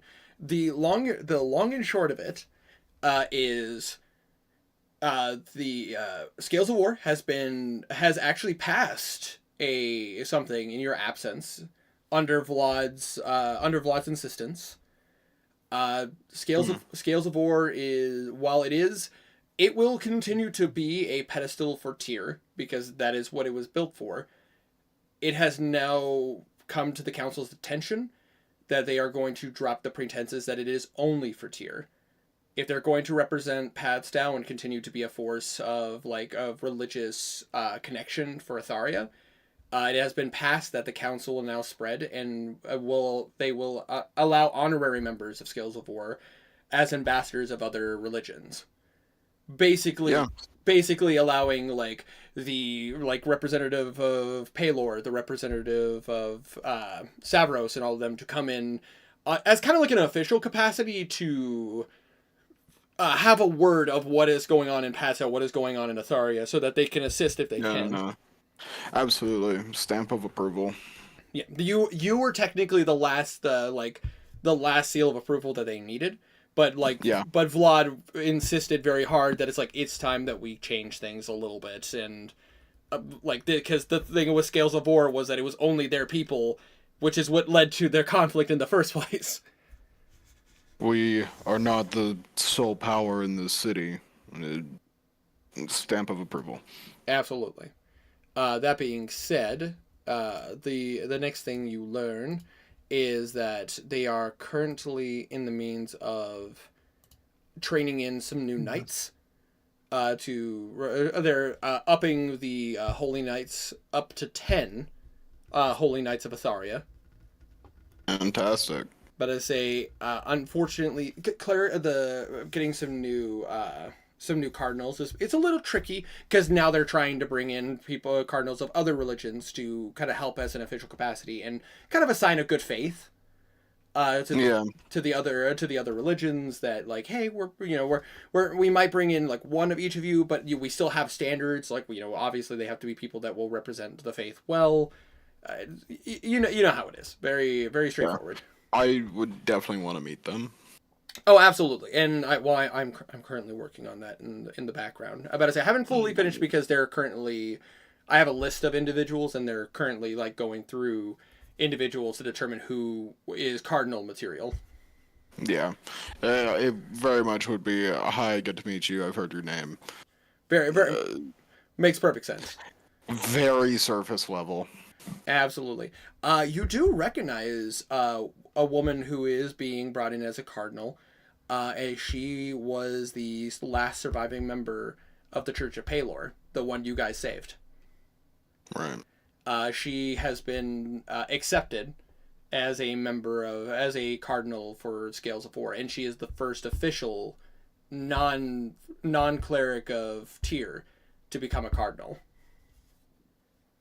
which is a huge step forward. I guess there's not many other choices, would there be? Well, there would be more because they could pull from churches from other locations and move them to Padstow in order to Right. like represent. But the thing is that she was insistent, and because of one of the, oh gosh, I'm trying to remember his name offhand. Was it Vlad? I'm pretty confident it was Vlad. Yes, it is Vlad. Vlad fought on her behalf to actually be more available because if you remember, she was the one who helped him with like the stuff on the back of his neck and everything. Like you guys got the initial stuff out, but she was the one who helped like the healing process, and he genuinely felt guilty because of the fact that it's a whole thing. I'm not going to go too far into it because we could easily be here for like 10 minutes, like going over just the events of what happened in Padstow during that whole arc. But Vlad actually was insistent on helping her, and he kind of like he kind of pushed for her to have more of an audience. Like obviously he didn't vouch for her, saying like she should be this. He was just like she's qualified, and like she's a well practiced cleric and would represent the faith well. Right. You would also learn from your family that your brother is considering putting his name in for a cardinal position because of the fact that he is tied to his own faith, and because of the things he's done with you, with Vlad, and how much he's been helping out. The people of the church have been wanting him to come and be a representative as well. But he obviously wants to go through the process to make sure that the rest of Scales of War approve of him before he can take on an official capacity. Yeah, absolutely. But like your dad is very much like, well, your dad grumbles and complains, but he's like, yeah, sounds good. Your mom is more excited. Yeah. And your sister calls you both nerds, but that's beside the point. Yeah, fair enough. And then go ahead. Carry on. No, go on. No, carry on. I have nothing important to say. Carry on. Okay, fair enough. I'm trying to pull up my list of cardinals and stuff, which I still need to update. I think they're in my notes. Hold on one second. I think they are in my notes. To fantasynamegenerators.com. No. Listen, I will use it from time to time if I need inspiration, but I typically do all my stuff on my own.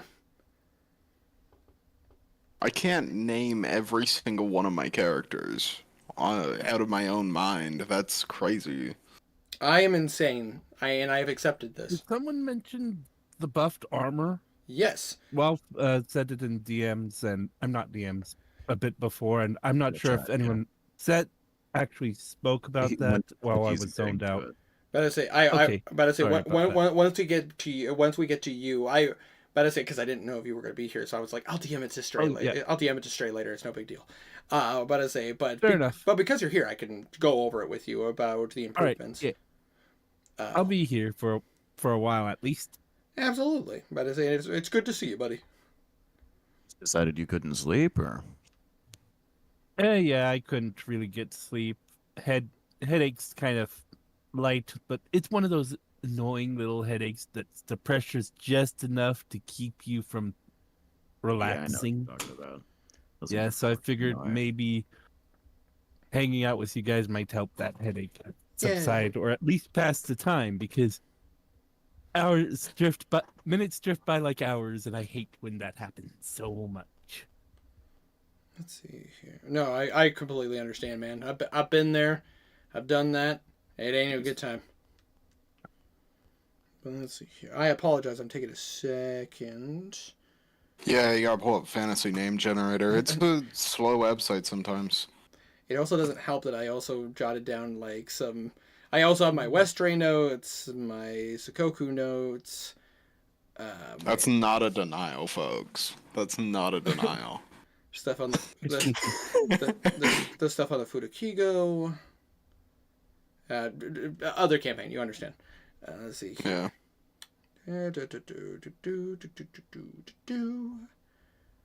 Do I just have it only in our chats for right now? I swear to God I had it. Hold on. I'm gonna pull up my pinned messages with you.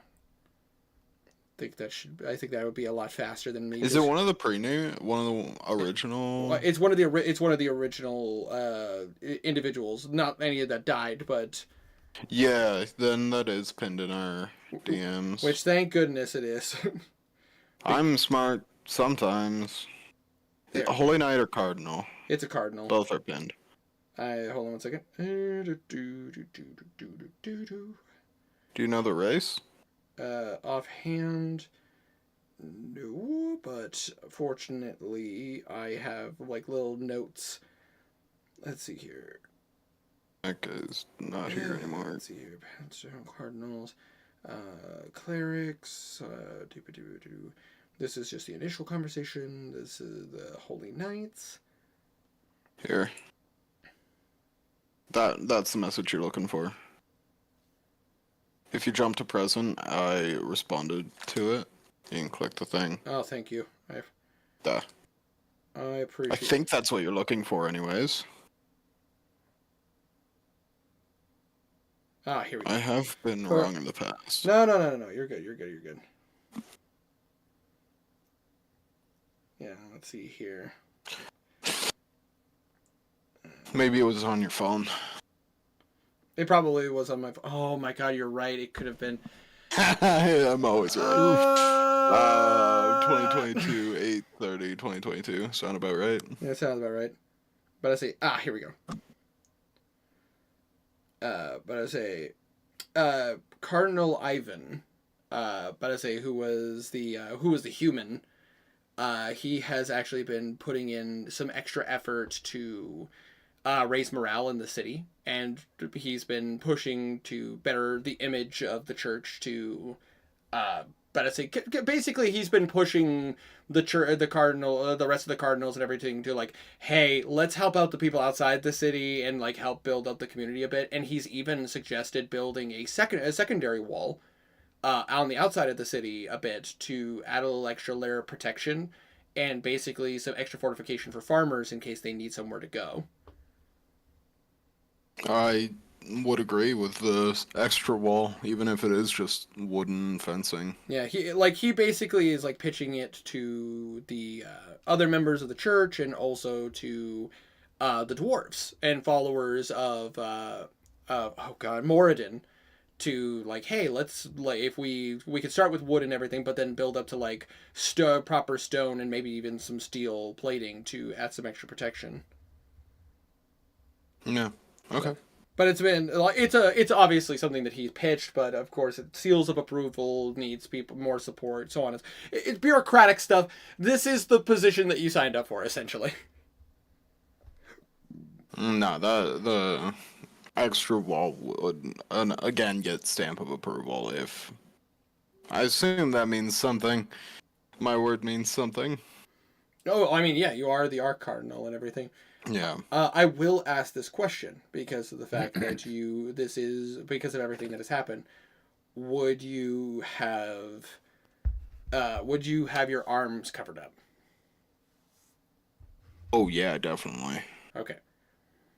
I forgot about that. Yeah, absolutely I would. That shit would not be shown to fucking anybody. And then there is it takes a while, but you finally catch up with Dathana, who like it's almost like she's been kind of avoiding you a little bit. Not in like a bad sense, like she's just like, oh no, he's here, fuck you. It's just like she seems to be like kind of. Yeah, I'm hitting that insight immediately. Go ahead, roll an insight. +9, 12. I rolled a 3. Let me roll for her just to see if she can hide information from you. I'm not rolling the red dice. She's not an enemy. Come on. Dathana. You might be in this instance. It's almost fitting that I rolled that. But to say that is on her deception. That is a no. I rolled a 3. Nice try.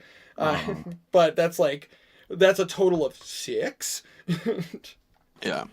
Like, she's not trained in charisma. She has a decent charisma, but she's not trained in deception. you can tell there's like a level of, what would be the proper term for it? She's happy to see you, but there's something. There's news. There's news. Oh, she's so pregnant. Yeah, I know.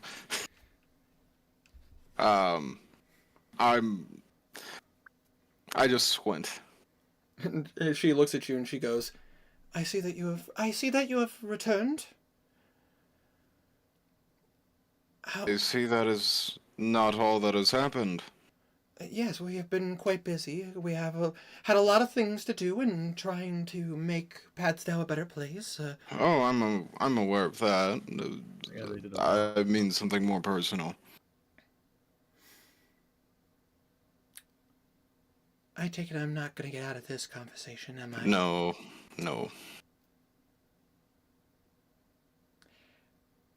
She kind of looks away a bit, but then she kind of takes a deep breath.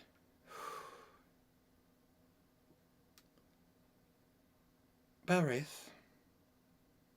Dothana. I know that our relationship is complicated. And I don't mean to complicate things more. But you do deserve to know.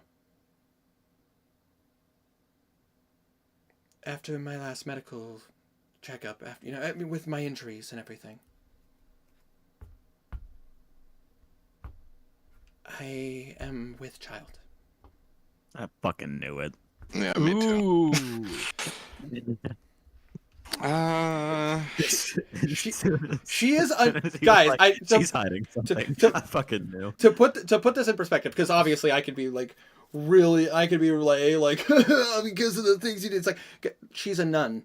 Like, they don't do like, they're not like we brew remedies and stuff to like prevent that stuff from happening and everything like that. It's like they're a church.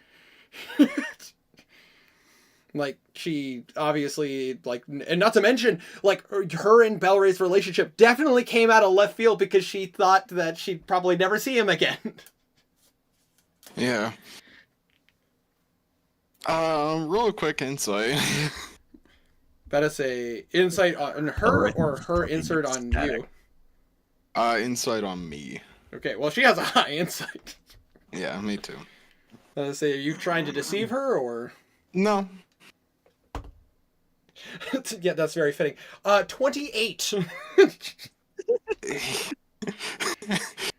He's not surprised. It seems like he definitely is not certain of what to think. But he's not surprised or like upset or anything like that. I see. Well, what would you like to come of? I don't want to say this, but Well,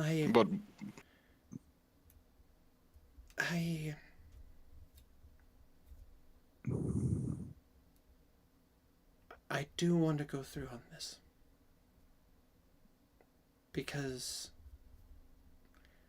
I think we have a lot of things that are left unspoken. I agree. But one thing hasn't changed. And she kind of gives you like that look, the same look she has given you since the first time you guys were spending time together. Yeah, absolutely. I've never stopped caring about you.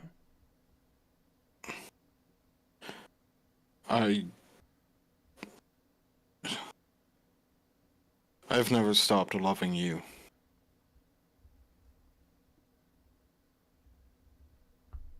I just, with everything going on, I didn't want to put more on your mind, but with this... This is important. Everything else, it will round itself out, I'm sure. the only other person who the only two other people who know are Vlad. Vlad, of course. Vlad is aware, and he hasn't brought it up to you, No. but he's been, well, above board. He has been a big ass baby for you and her, considering the fact that he's just like obviously he puts on the tough man exterior, but he's very much been like, oh my god, there's gonna be a child. It's very much like Uncle Vlad situation. Oh, yeah. I mean, it makes Vlad has always had a tough exterior. He's a good guy, like a genuinely good guy. I take Vlad is also excited. More than he'd like you to believe. For a paladin, he rolled a natural 1 on trying to hide from her. He hit it. I could tell something was off when I met him earlier, but he hit it well. Well, at least that's good to hear. The only other person who knows, I'm pulling up her name. Is it the mom? Yeah, it's very much the mom. It starts with an M. Hold on. Melthana? No. Minthara? Hold on. Mylethir. But It's an M. Minthara is a Baldur's Gate 3. Shut the fuck up. You're wrong and you're stupid. Let's see. Hold on. It's Lady Mykonos. Mykonos. Fuck. Yeah, she's I knew it the. was an I would M. say she's the elf lady who very much is a mom. Yeah, that's mom. Yeah, she's very much been a motherly figure, and she's the one who has been doing her checkups, and because she wanted to do it personally. And the thing is that so she's the only one aware, but of course she's sworn to secrecy because of the fact that she's a cleric and she does health checks and everything. It's not like it's illegal for cardinals to have children. It's just that, explaining who the father would be a little complicated. Yeah, that's kind of tough.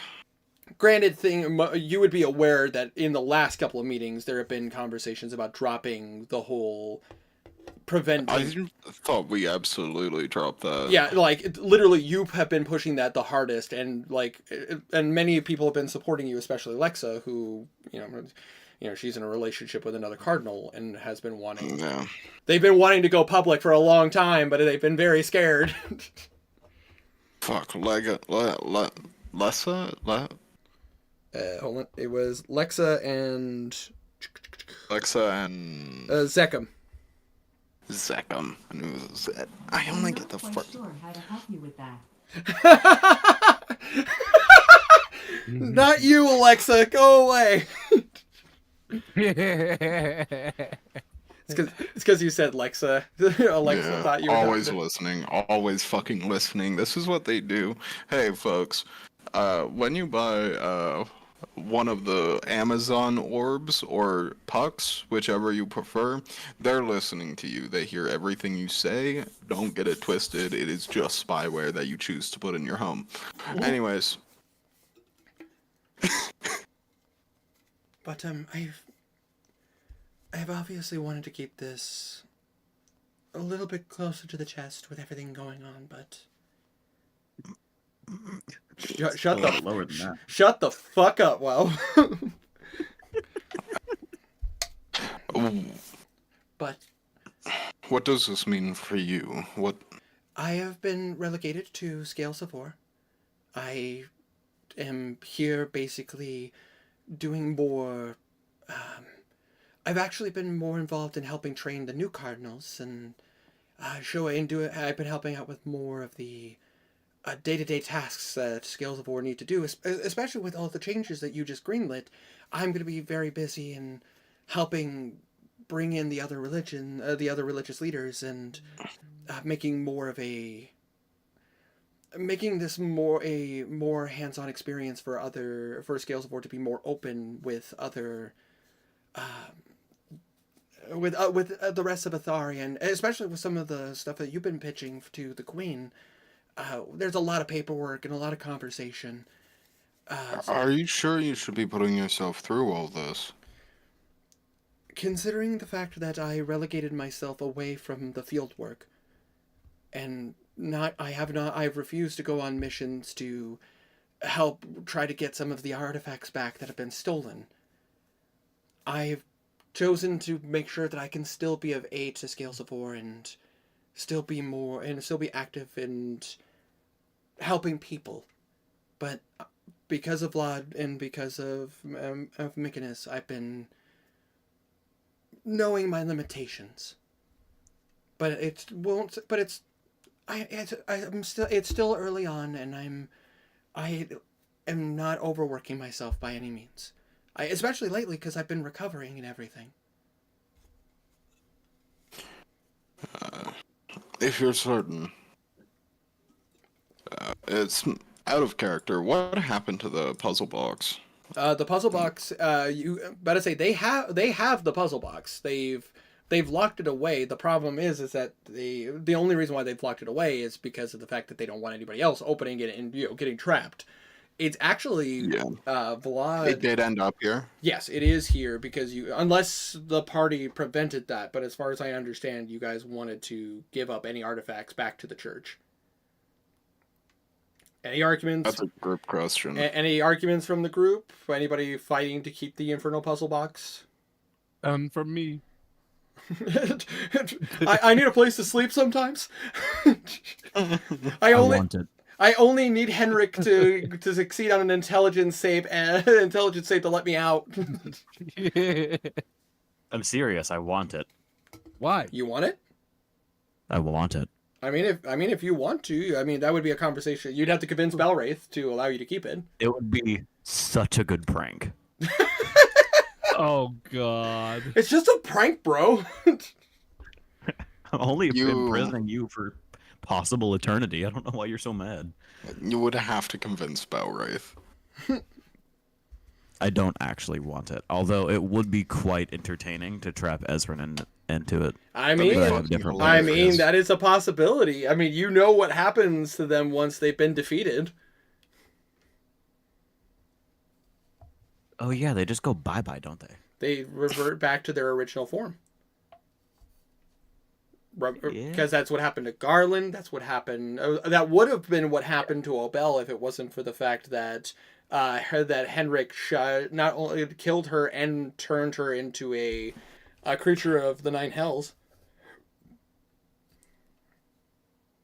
Nah, I do have different plans for him. No, Jesus, Henrik. That's a little intense. You're not wrong, but that's a little intense.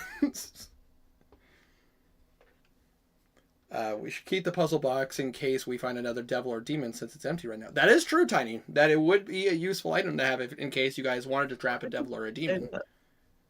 Because it's an empty prison. Where did he say that? In the chat. In the D&D chat. In the I don't see that. no, see in the stream chat.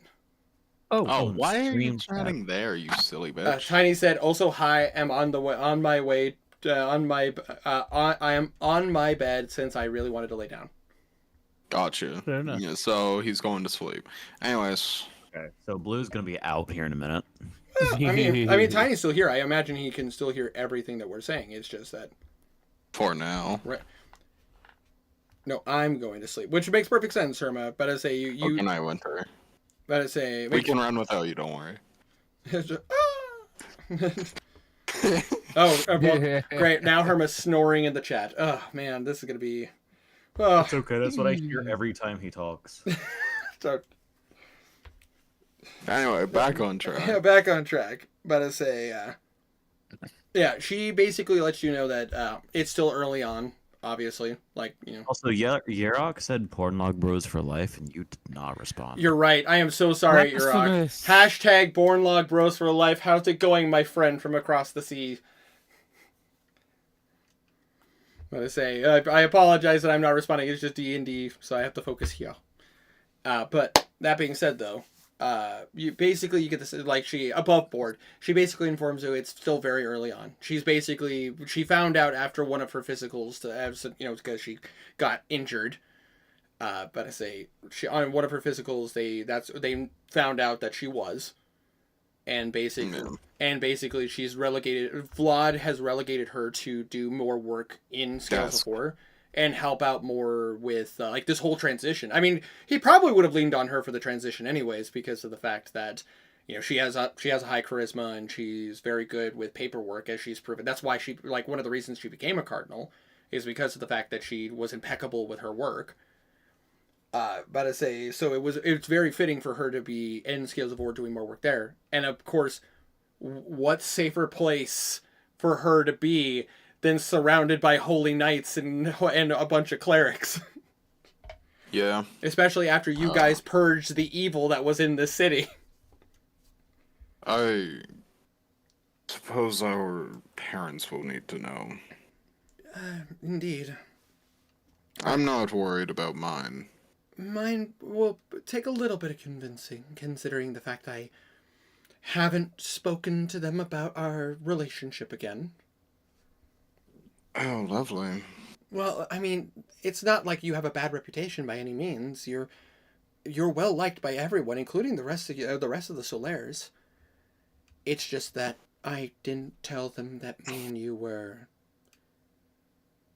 close again. I mean, ever since the engagement broke off. I mean, because you guys. I'm sure they were happy about that.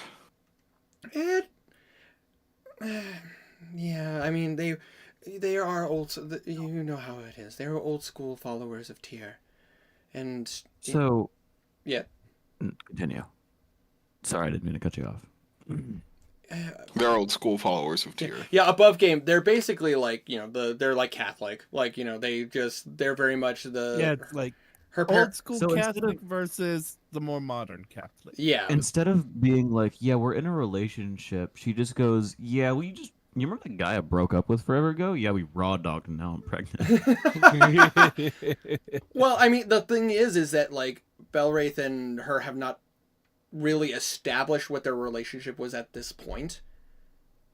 Considering the fact that it was very clear on both of their ends that they never stopped loving each other, especially considering the fact the moment Belwraith found out that Dithana didn't hate him. In fact, she was more scared for him the entire time he was gone.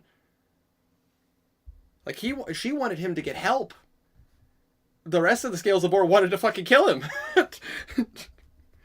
Well, not all of them. Select members basically wanted him because they thought he was insane.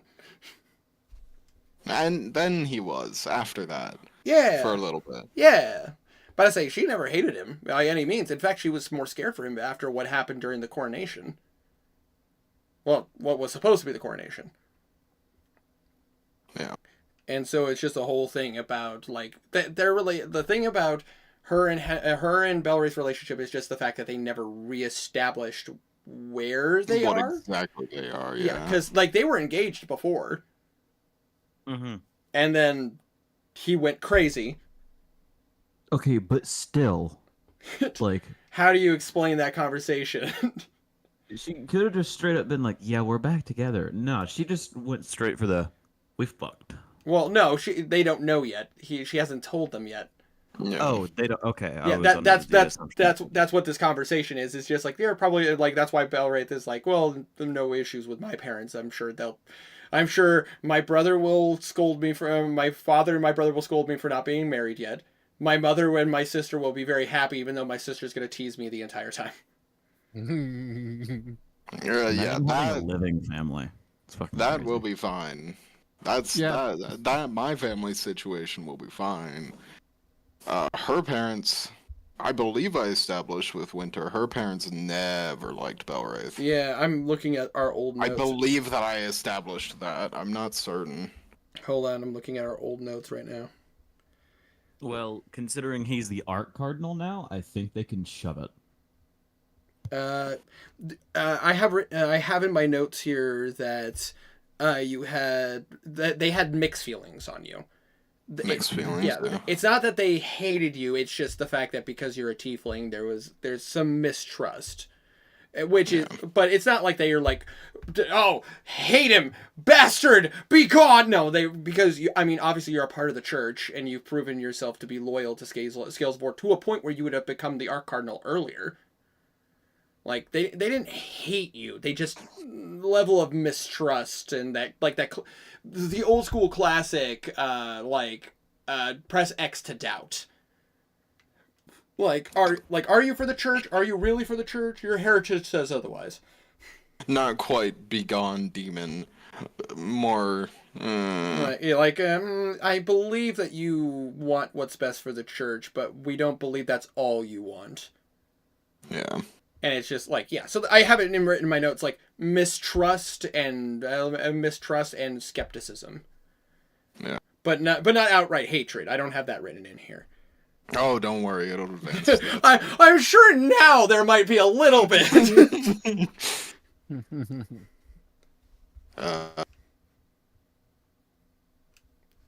But you do see, for the rest of the of what's going on, like she does inform you also that like the transition has been going very well. Like the people of Pathstow are actually very happy to see that their religions are being more put in the limelight.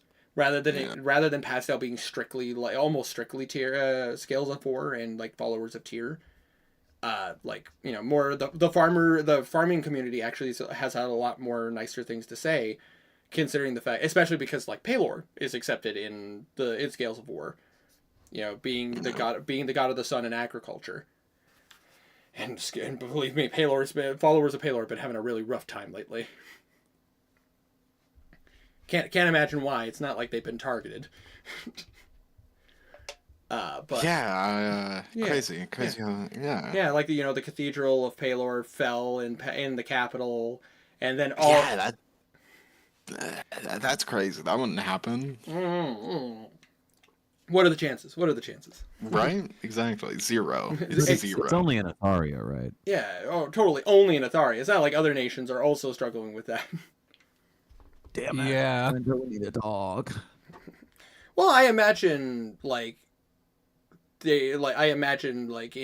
Jasimir it's probably like some struggles, but I don't think as far as I understand from our perspective. Well, obviously we'll have a conversation later. Okay. Because this could be its own conversation, but on the last day that I'm there, I'll dip into family home. I'll say, you should also be aware, Dathana is with child, and I'll leave very quickly after that. I need you to roll a dexterity saving throw. Dex save? Yes. Do I get Shield Master on this? Sure. +6, +4 on save? Okay, so a +10. I got a girl pregnant. Closes door. 21, and then +4. So 25. 25. I think that's 25. It could be 21. 20. What did you? I don't know if I'm reading it right because the dex save is. I am reading that right. It's 25. Okay. I'm gonna roll real quick for a particular member of your family. Oh no. You know what? That's so fitting. That is a natural 20. Yay! As you feel a farmer's hand grab you by the shoulder as you try to leave, as Zarius grabs you, your father grabs you, and it's just like, excuse me. Dathana's with child. And you watch as it's like, son, let's have a conversation, and pulls you back and closes the door. I'm just gonna send out a sending stone to Blue. My return is going to be delayed.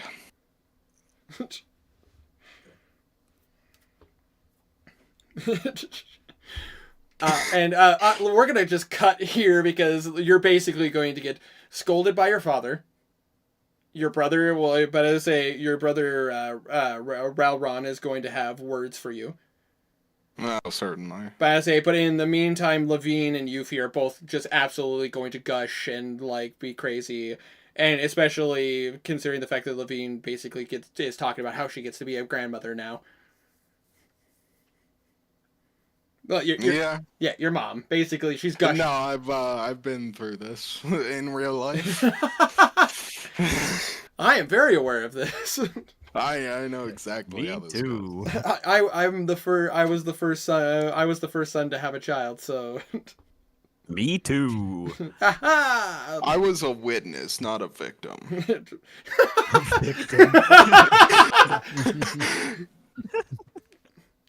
But yeah, so yeah, like you do notice that Yuffie is absolutely roasting the shit out of you the entire time, though.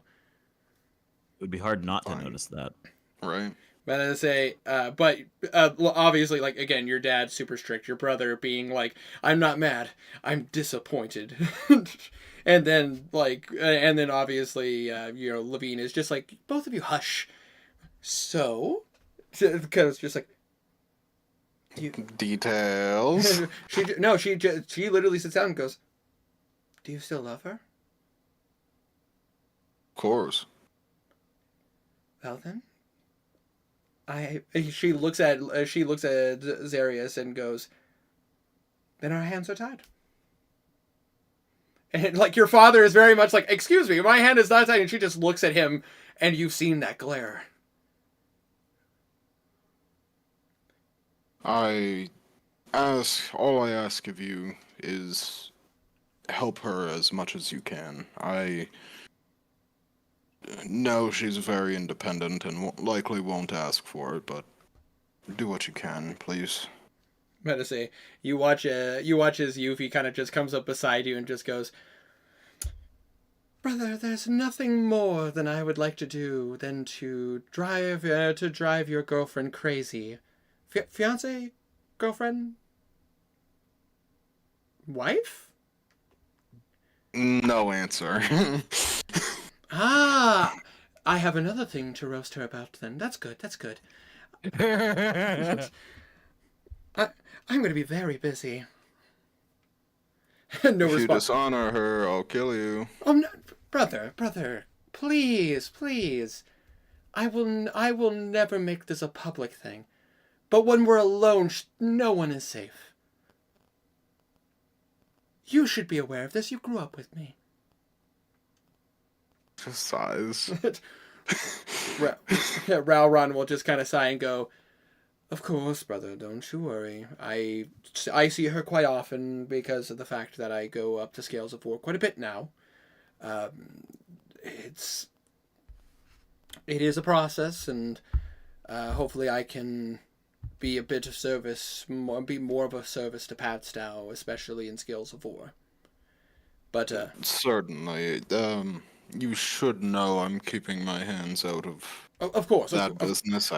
Of course, similar to what I told Vlad, I'd prefer it if you didn't, put it in. Like, I would appreciate if I did have your support as far as getting approval, but I would rather prove myself to the other cardinals that I am worth having a position there. You absolutely have my support. Unfortunately, I can't give that publicly, otherwise it may... Of course, familial bias, but after the successful mission to Romhicht and everything, the Cardinals have seen me in a positive light, so it's been more of a pleasant experience rather than a difficult experience. And I would technically be the second tiefling accepted into Scales of War. This is true. Oh, I just remembered. Oh, do her parents know that you and her...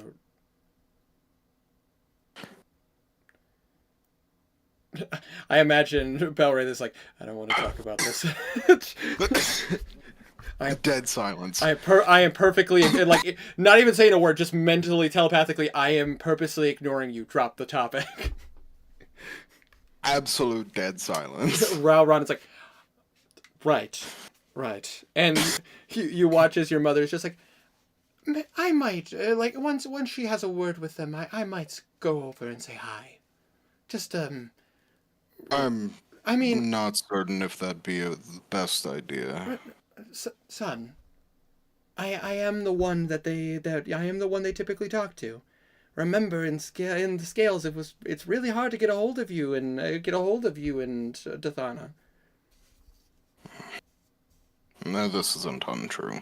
Let's say she'll have a word with them, and I'll see what I can do to smooth things over a little bit.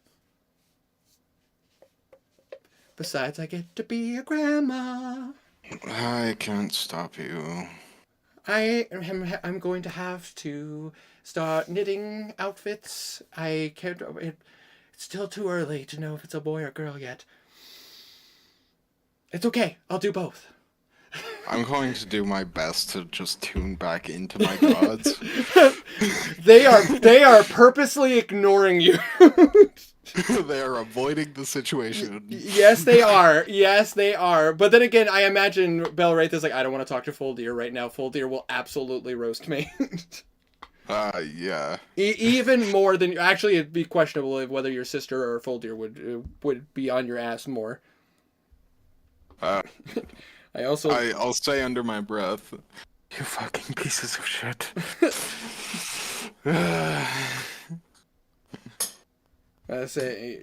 But I imagine after a while, like, Belwraith is like inching towards the door and just like, okay, bye. Locks the door. Use the sword for the first time to cast invisibility. I mean, you could. You absolutely Just like gone. when Disappear. they're all Fuck looking off. away. You literally could just hold the sword, utter the command phrase, "Greater invisibility," and leave. Yep. And then I'll say a final goodbye to Dathana, good luck, and then I'll be on my way back to, pardon me, capital. Dathana will catch you and just go, when this is all said and done, I think we have a long conversation that needs to be had. But, I fully agree. It should have happened a long time ago. But she does lift up, she does hand you something. I'll see what it is. As you open up the box, you do see a ring. And she looks at you and she shows you that she has one as well. Something to think about. No thoughts necessary, I do. And you see that she smiles at you. And she looks at you and she goes, and you watch as she takes which is, by the way, the original ring that you gave her when you guys became engaged. She slips it on.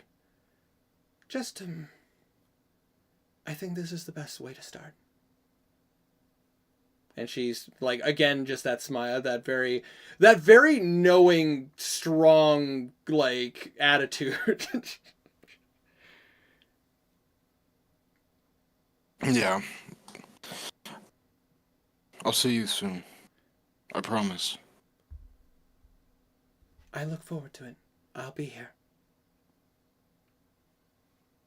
And he will leave. Goodbye, kiss, and then leave. Oh, absolutely. About to say, and then you just... Oh, I can't do it right now. You teleport away. Yep. And you're back in the capital, but... That is what you do with your time. Kazir and Garnan, what would you guys like to do? Which one of you would like to go first? Considering Garnan's working up on the third day, I think it's only fitting that I go last. That's fair. That's fair. Oh, Let's straight okay. go. Yeah, I forgot that Garnan was trash. Yeah, he just got 3 full days wasted. of sleep. He partied with his god and he got trashed, bro. Oh, so it wasn't the strings of fate I was on. It was a fuck ton of drugs. Just a little- No, those weren't strings of faith. Those were lines of faith. Who allowed Garnan to have shots? It's okay, buddy. It's okay. He's trashed. An absolute Garrick amount of drugs. Oh my god. So Kazir, so Stray, I'm I'm listening. about to say, you do have 3 days. I'm gonna say for the sake of brevity, I imagine Kazir is going to be spending a lot of time with his wife. Yeah, exactly. That A is lot of time with his wife. Hey, not quite like that. not quite I like mean, that. some like that, but not all. But not all of it, because he is a businessman. He has stuff to do. He does that on his off time. yeah. But that being said, obviously, for the sake of brevity, I imagine because I had it in my notes when you said you weren't going to make it. I'm like, for sure, Kazir is going. I had it in my notes written. Kazir's obviously spending time with his wife. Probably spending a bit of time like looking inwards with and like testing his connection with Zugenmoy. Yeah. But is there anything else that Kazir would like to do in this time?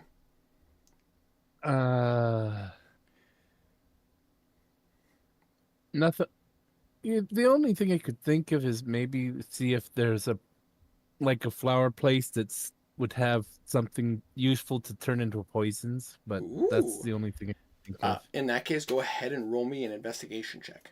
All right, hold on. Let me pull. I should have pulled all that shit up. It's all good. It's all good. Better say. It's not. You have Roll20 pulled up, so it's not like that's too Yeah, much of an issue. I didn't have the character sheet pulled up yet, though.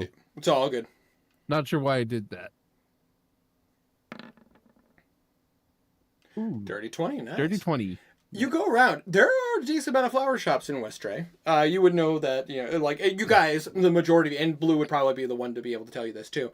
That Westray is a very nice location, very fertile lands. Like flowers grow very easily here.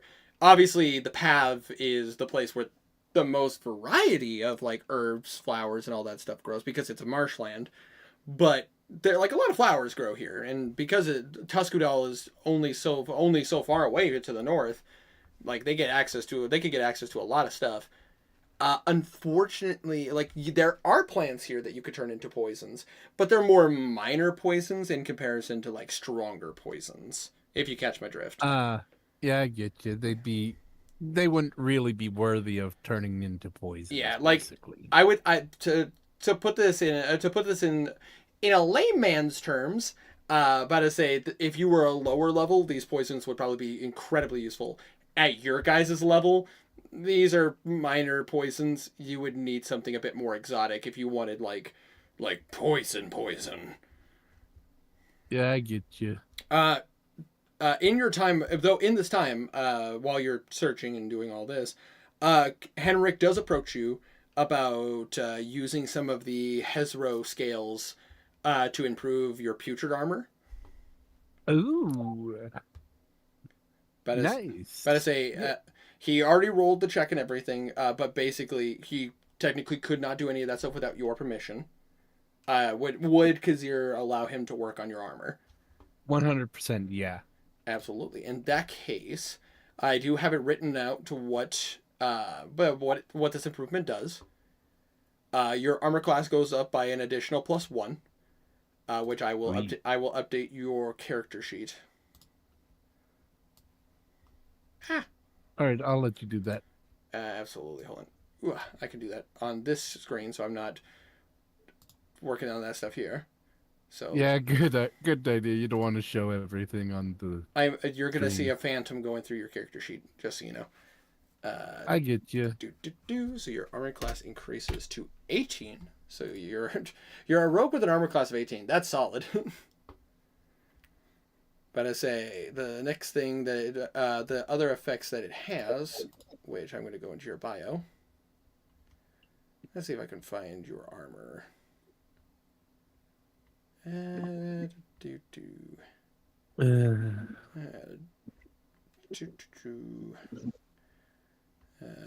staff, daggers. Oh yeah, I forgot you have the Ring of Trickery. Same here. Amulet of Acceptance. Oh goodness, you're alright. But I say, is your armor not in here? Well, that's okay. I have it in No, my. I don't. I have it. I don't. I have it in my notes here, so it's all good. I can just copy and paste. Cool. Appreciated. Absolutely. But basically, to give a short-term explanation of what it does, you are still immune to any scent-based potions or magical effects involving smell. But anytime someone tries to grab you, the DC now increases. It is now a DC 20 con save, Nice. or they immediately drop you. And if they succeed, they need to make a secondary con save, or they get the poison condition while they're holding you. Nice. Which, because of your abilities as the champion of Zuggit Moy, even if they're immune, they aren't immune to this poison condition. Yeah, I get you. Which I am copying this information and putting into your character sheet. Thank you. Yeah, absolutely.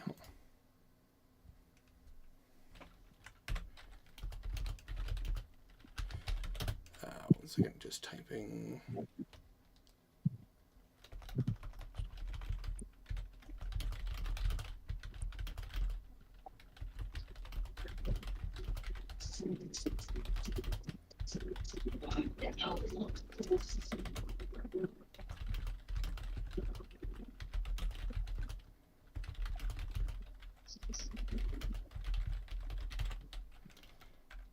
There we go, and I will now with the updated information. Thank you very much. Absolutely, but I say, you want me to go ahead and put that in your treasure, or would you rather have that in your additional features and traits?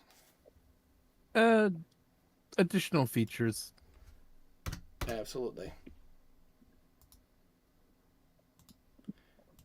And there you are.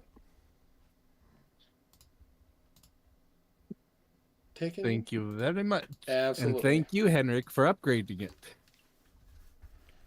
Bam. Yeah.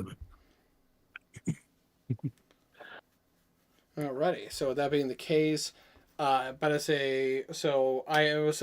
You do take a little bit of time to go investigate, and you do find some nice flowers. I imagine you pick up some flowers for your wife. Just True. Kind of spruce up her room a little bit.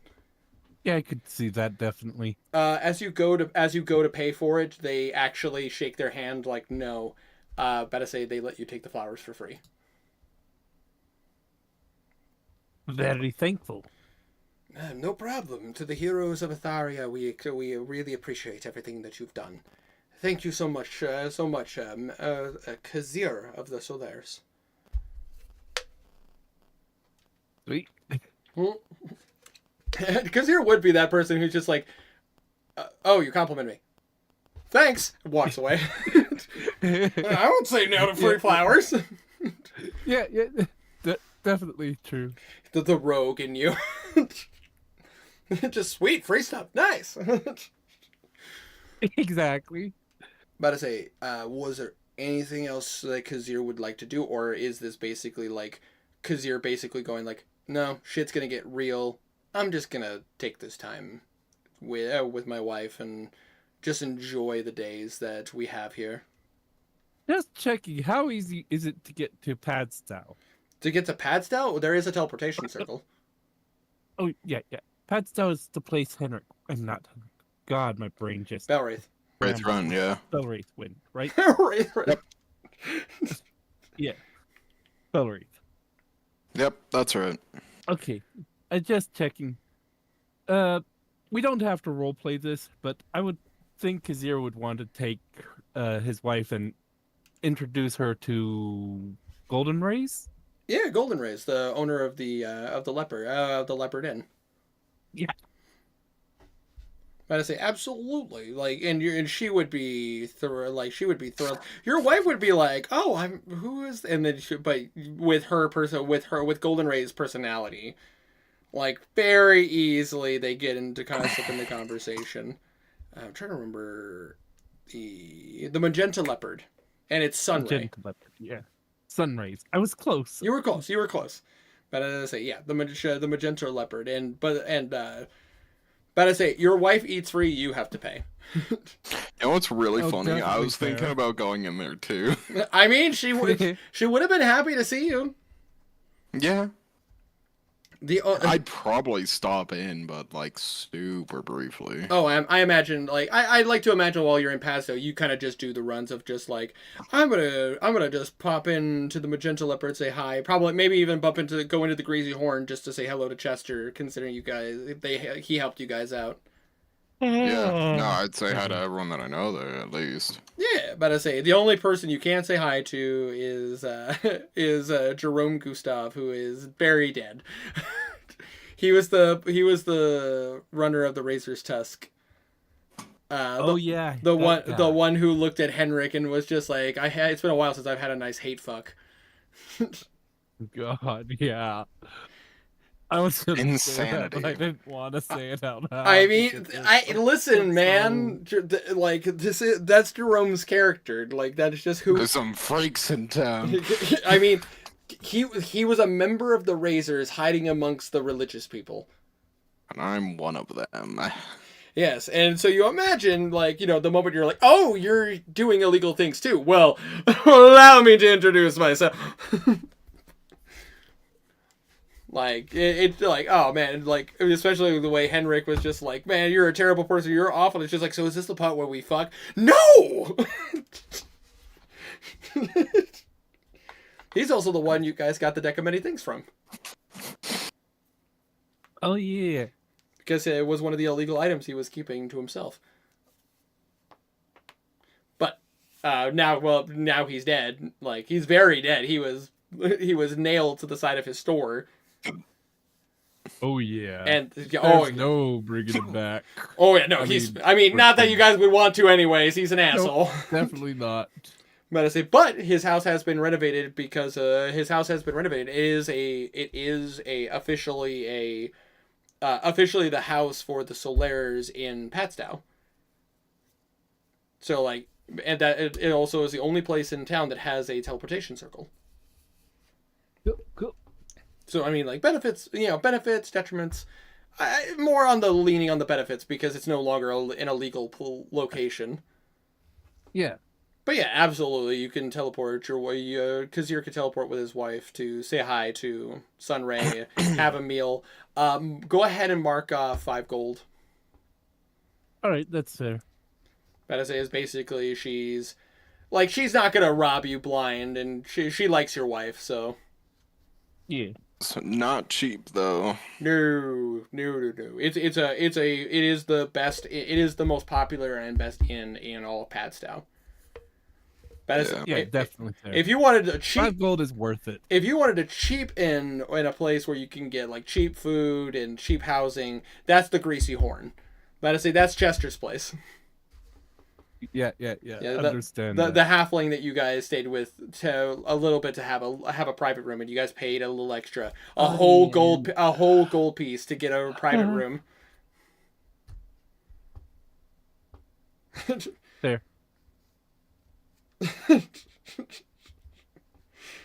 Sorry, I'm just reading Herma's comments and the older comments and everything.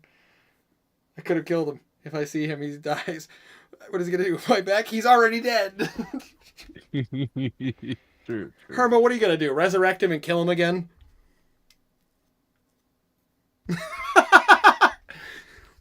That's fair. No, that's fair. Just like bring him back. It's just like, whoa, it's you. Fucking die. Cool. Shoot him with the Enigma, sending him to hell. Not that he isn't already there. There's a special place for him in the 9 Hells. Oh yeah, no doubt. Oh yeah, that's right. Was less than a gold piece. Blue overpaid. Thank you, Tiny. It has been a minute since you guys have been to Padstow. As far as outside of an official capacity. So that being said, that is basic. Kazir is basically like, this is my downtime. I'm spending time with my wife. We're about to go into a life or death situation. Again, but this is a big one. yeah. This is not that the other ones weren't big, but you guys have always been like, all right, we're gonna see if we could take him down. There's always a level of optimism. You're going into Starlam, which is a place that has been the holy fuck location. Overthrown, basically. Yeah, the holy fuck location. This is going to be a war zone. The closest thing to this that you guys have done is when you were fought the Avatar, the Beast of Uskar, Yeah. because that was a war zone. But you guys have barely gotten out of Starlum a couple times by the skin of your teeth. About to say That's a fact. I love Herma just slowly describing how he would slowly murder Jerome if he brought him back. Just very gruesome. But yeah, no, I mean, like, you guys have done incredibly dangerous things and barely got out alive. You guys went to the Feywild, to the Shadowfell. You guys have done some crazy shit. The only thing is that now you're going into the Flying City, that you know there's going to be a lot of problems going into that city. There's going to be a lot of issues because, like, unless you guys decide, because you guys have a lot of things to decide on. But this one has always been an uphill climb. If that makes sense. Yeah. So it's like, I'd like totally not denouncing everything you guys have done before, because good God, you guys have done some crazy shit and gone through a lot of craziness. Oh but, yeah, completely understood. But this is one that you guys have been like kind of dragging your feet on a little bit, because it's like, man, there's a lot of shit up there. This is gonna be bad. But so it makes, honestly, of all characters, it makes perfect sense that Kazir is just like, no. If I'm going up there and this might be the craziest shit we've ever done, I'm going to spend time with my wife. Yeah. Like, I'm going to go smell the flowers. I'm going to enjoy the day. Let the sun hit my face. Take my wife on a trip to a city she's never been to before. Exactly. It's like, let the sunlight hit you. Let the sunlight hit you. Enjoy the stars at night. Just, like... Take it all in, savor the moment. Just embrace life. Just no. Exactly. Honestly, of all characters, that makes perfect sense. So that being said, Stray, unless Kazir wants to do anything else with his 3 days, Nope. That's it.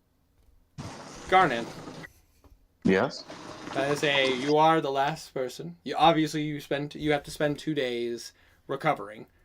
You are basically coming in and out of consciousness, dealing with the flashes of agony that you had to deal with. When Garnan finally, for real awakes, what does he see? About to say that would depend. Were you guys staying at Ward Manor, or are you guys staying at the College of Lore? I imagine. I was under the assumption we were at the college, but I don't know. I mean, you had to teleport into the college to get to Westray. Right, and I assumed they kind of just put me in one of the medical wards. Honestly, it would make a lot of sense because it's, Garnet was fucked up. Yeah, that's kind of what I assumed. But unless Blue decides to crash the economy further, which is always a possibility. Yeah, I would imagine after 2 days, you kind of collect yourself finally, and you're in a medical ward, which is very much like, think like Harry Potter, when Harry gets injured, there's a big massive room with a bunch of beds, but with curtains separating you. Winter. Yeah. To be the bearer of bad news. You've never seen Harry Potter. I've never watched it. You've never even watched This fucking guy. God damn it. Every time I learn something new about him, I hate him a little bit more. Jesus. Man, I love I've that never seen Lord of the Rings either. This is what I mean. Bruh. I know. You don't have to tell me. I know. You seem like the type of guy who wouldn't like pulled pork. I don't like any kind of pork except for ham. How dare you? Bitch. How dare you? Bitch. I Doesn't genuinely the worst person. Doesn't even like sausage or bacon. You motherfucker. Oh, right. I forgot sausage existed. I also like that. Okay. I fucking hate bacon, though. I hate it. I am picky about my bacon, but I'm somebody who can get past it depending on the type of bacon that it is. But I'm I in the same boat. but I will say that I'm with Wealth. I fucking love like dude, sausage is delicious. Like Sausage with syrup on it is oh my so god, good. get out of town, man! Like shit's delicious. But Shut up! You're making me hungry. That is why I'm cooking right now. I ate before session, so I'm good. I woke up before session, so I didn't get a chance to. So, with that being said, though, basically picture a massive rectangular room, with a bunch of with beds going like pretty spaced out between each other on along both of the long walls, with like curtains separating them, like an old war tent, like medical war tent. Like about to say kind of like a mash unit or something like a mash unit or something like that, where like they would have beds and then separated with curtains. Right. About to say He is just going to sit and wait for one of the staff to like just come check on him. absolutely. Also, hi Jacob, welcome to the chat. I see you there. As Garnan, you're kind of resting and starting now, finally collecting yourself. You do see a nurse come up and go, "Oh, you're finally awake. That's good to see. It's good to see you again, Garnan. It has been a while. How are you feeling?" In pain, mostly. I mean, with the way it was described to us, like what you have been going through, it makes a lot of sense. How is your mobility? Can you move your arms and legs for me, please? He's going to try to move his arms and legs. It's a little stiff. Like, definitely, like, if anybody who's laid in bed for too long, you definitely feel, like, the muscle cramps in, like, your shoulders and your back and your legs. So it's like, you could end up having to, like, kind of roll your shoulders to try to get that tension out. Right. Would you please rate your pain from a scale of 1 to 10? 1 being... What's my pain from a scale of 1 to 10? I imagine like a 2. Like, it's uncomfortable, but it's not like it hurts per se. Like, it's just your muscles are stiff. Like, because I imagine this is after 2 days of rest where you're able to kind of collect yourself again. Just a 1. That's good to hear. That's good to hear. About to say, now that you're awake, we are going to try to give you some food and everything. We've been having to inject food and water into you, magically, of course. But that being the case, we're obviously going to get you some proper food, so that way it can help with your nourishment, digestion, and help with your overall health. But could you please? She pulls up a chart. Can you please read this for me and tell me what you see? And for the sake of brevity, it's basically like an eye chart. You know the ones where it's just like A, E, U, so on and so forth, yada yada. Right. I've always envisioned Garnan as having like fucking near perfect eyesight to the extent of a hawk. Oh, absolutely. So he reads it quite effortlessly. Wow. I can't help but imagine there's like invisible magic ink on it just to check. And he also reads the invisible magic ink. It's the Looney Tunes like episode where fucking Bugs Bunny signs up for the military and like Bugs reads all of them and then he reads the message at the bottom of the board and the guy is like, "What?" Pulls out a magnifying glass and it reveals the whole message is true and it's like, "Oh." Okay, Winter, this is completely off topic, but I need to know your opinion on it. What's up? Sugar on spaghetti, yes or no? Oh, About to say in the what do you mean? in the sauce, yeah, I could That's totally definitely. I could totally see that. But if Okay. you're putting it like directly on the noodles and stuff before you add sauce, that's a little odd. No, sauce, obviously, on sauce. Oh no, that's a normal thing. Like that. But I say I've used that on certain sauces if I felt like there's like too much herbs, too salty, or anything like that. I'll add a little sugar to try to help balance that out. Okay. I just had to make sure. We do Anyway. but I say we do some weird stuff up here in the north. It's I heard some judgment from Wanderer though. well, Yeah, I thought you meant like sugar straight on the spaghetti. I was like, get the fuck out of here. No. On the sauce, like mixed in, That's and you different. mix it with the noodles. Yeah. Yeah, that's different. Mix it in with the sauce and making it a little bit sweeter. Not a bad thing at all. In fact, it can even enhance the flavor. Tiny understands that, considering the fact that he's worked with food for years as well. I imagine. And also, I also love that Irma is just like, magically, yes, the magic of Dr. Henriksen needle. I imagine like it's like the fucking in Shrek when like Fiona just rips out the arrow from Shrek's butt. okay. He is going to attempt to like actually stand and walk. Absolutely. Go ahead and just roll me a strength check. Motherfucker! I gotta clean a fork. Oh no, something that takes approximately 30 seconds. 25. It takes you a moment. It's not a like oh, I'm so weak, but it's more of a balancing thing where like you end up like you're a little disoriented, but like you kind of power through and you kind of like there's actually a level of relief. A level of relief standing up and getting the pressure off of your back and your shoulders. Okay. He's also gonna do something kind of stupid, maybe. Okay. He's gonna unfurl his wings. And they're just like the rest of the people are like, whoa. Do they normally do that? Do what? You know, exist? Oh, yeah, no, that's not. Okay. You're a furbolg, correct? Mm-hmm. The last inspection we had of you, you didn't have wings, so I imagine this is a new development.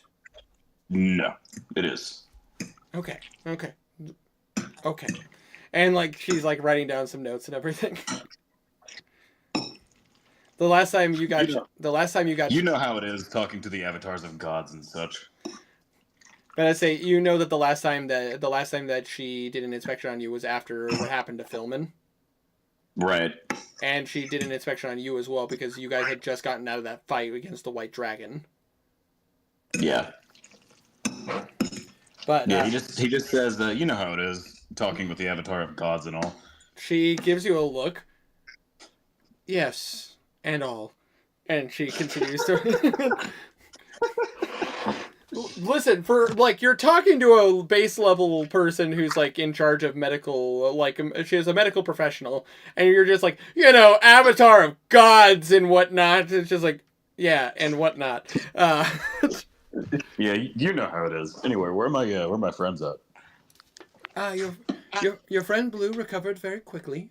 He actually got visited by Roland, the head of the Bards College here. Your other friends have told me to let you know. Your friend Belraith, the Arc Cardinal. Right. He had to go to Padstow to check in and make sure everything was good. He seemed very excited to catch up with his family and some girl that I unfortunately never met her, so I don't know who she is. Your friend Henrik came by to make sure that your recovery was doing good. He's actually very knowledgeable about anatomy, and he was very curious about your body. But we assured him that we had things under control. And he was like, okay, I got other things to do. And then your friend Kazir said something about his wife, and she took off. They took off to go do things. They didn't tell me what they were doing. He just wanted me to let you know that he was, around.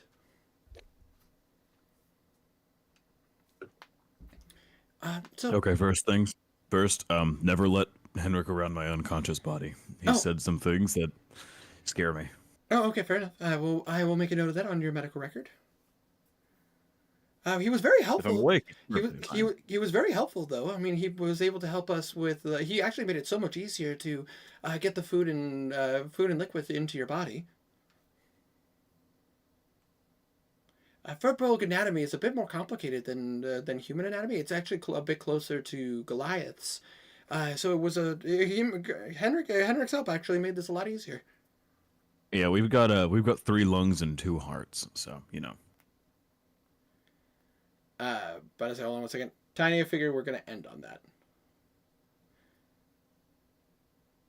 But I say, but we will make a note just to make sure that at least he can't be near you without us around to keep an eye on things. Or one of your I remember what I wanted to do.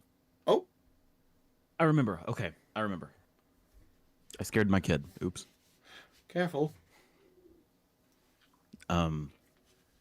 He is going to just thank the nurse and begin heading out. Absolutely. I imagine putting gear on, making sure everything is good. He is then going to go ahead and try to find like a magic shop, like a really, really expensive one, Okay. preferably. Absolutely. But I say there's one you remember the one that Blue owns 20% of. Right. I'm trying to remember the name offhand. I can pull up the notes, but continue. Name unimportant. He's just going to go in, and he's going to be like, "Hey, question. Yes. How possible is it for you to move an enchantment to another item?" It depends on the enchantment and the type of item that you are looking to move it to. Okay, I've got this armor right here, this breastplate, right? Mm-hmm. I want to move it to full plate. Oh, so you're looking to... and which one are you looking to do this with? Buttboard, which armor? He wants to move his breastplate of Intellect Fortress and turn it into a plate of Intellect Fortress. Oh. But I say...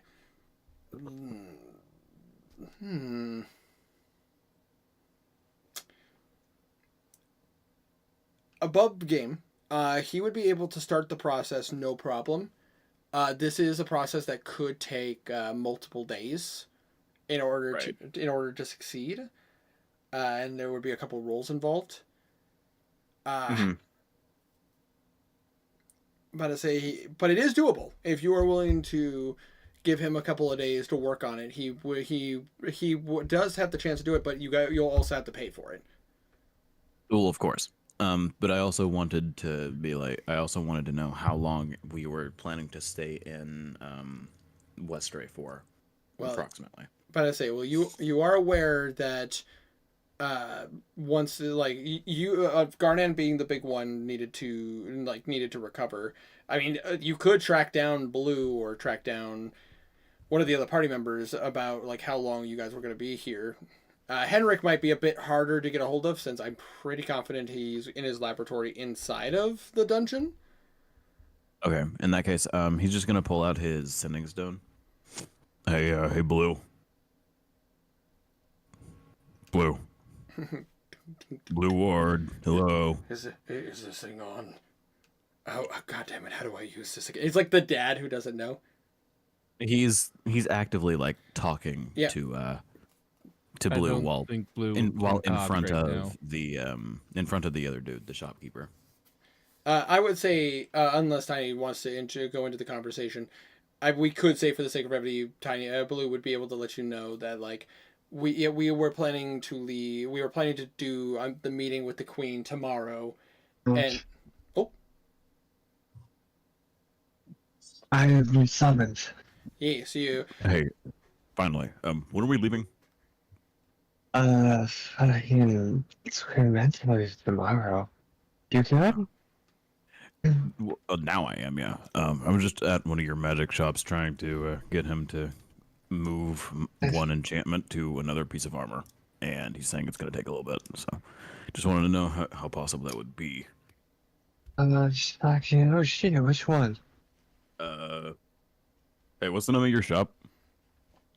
Oh, let me fuck you guys. Hold on a second. Let me go through my notes. It's the Everbright Eye. The Everbright Eye. Thank you. I have so many. Yeah, it's the one I own 10%. Yeah, 10%. Thank you. I apologize. Oof. The Everbright Eye.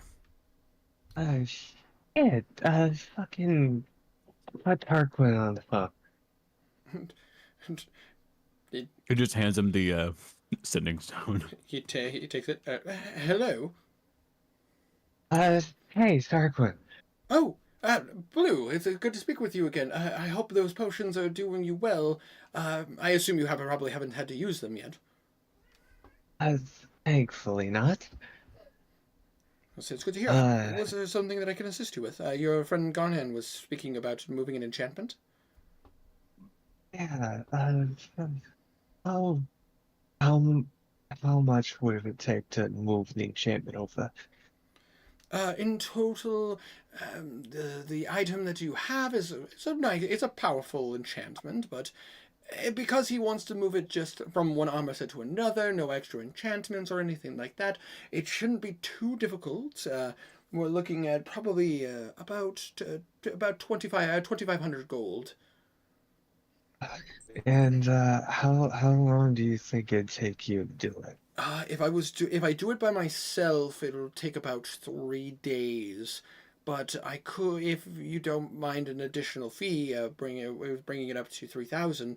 I can bring one of my apprentices on. We could probably get it done in maybe 24 hours to 36 hours. What if I were to convince a friend of mine to help? He's a really good artificer. I mean, Don't. Henrik's busy. He's making a big bomb. Oh, yeah, that sounds like him. Okay, never mind. I mean, Sorry, I left him on speaker. Look, I can give you, say, 4K. How fast do you think you'd be able to do with that? with 4K, with 4,000 gold. I mean, I can have my 2 apprentices come, and I think we could get it done in 24 hours if we start now. So, about noon tomorrow. And do you like? I have some blacksmiths. I'll see if they have any adamantine in a bit. Because if I can get an adamantine, that'd make it easier to move the enchantment over, right? Yes, it would absolutely be more doable, and it might even speed up the process. And plus, also with adamantine, it would make it so that he would be a bit lighter in comparison to standard plate. Alright, then I'll check with them and get back to you on that, alrighty? Garn, you can just leave the armor with them if you want. All right, sounds good. Let's He's see. just gonna take off his armor in the middle of the shop. Literally just into there. Let me show you how we cast magic in the old days.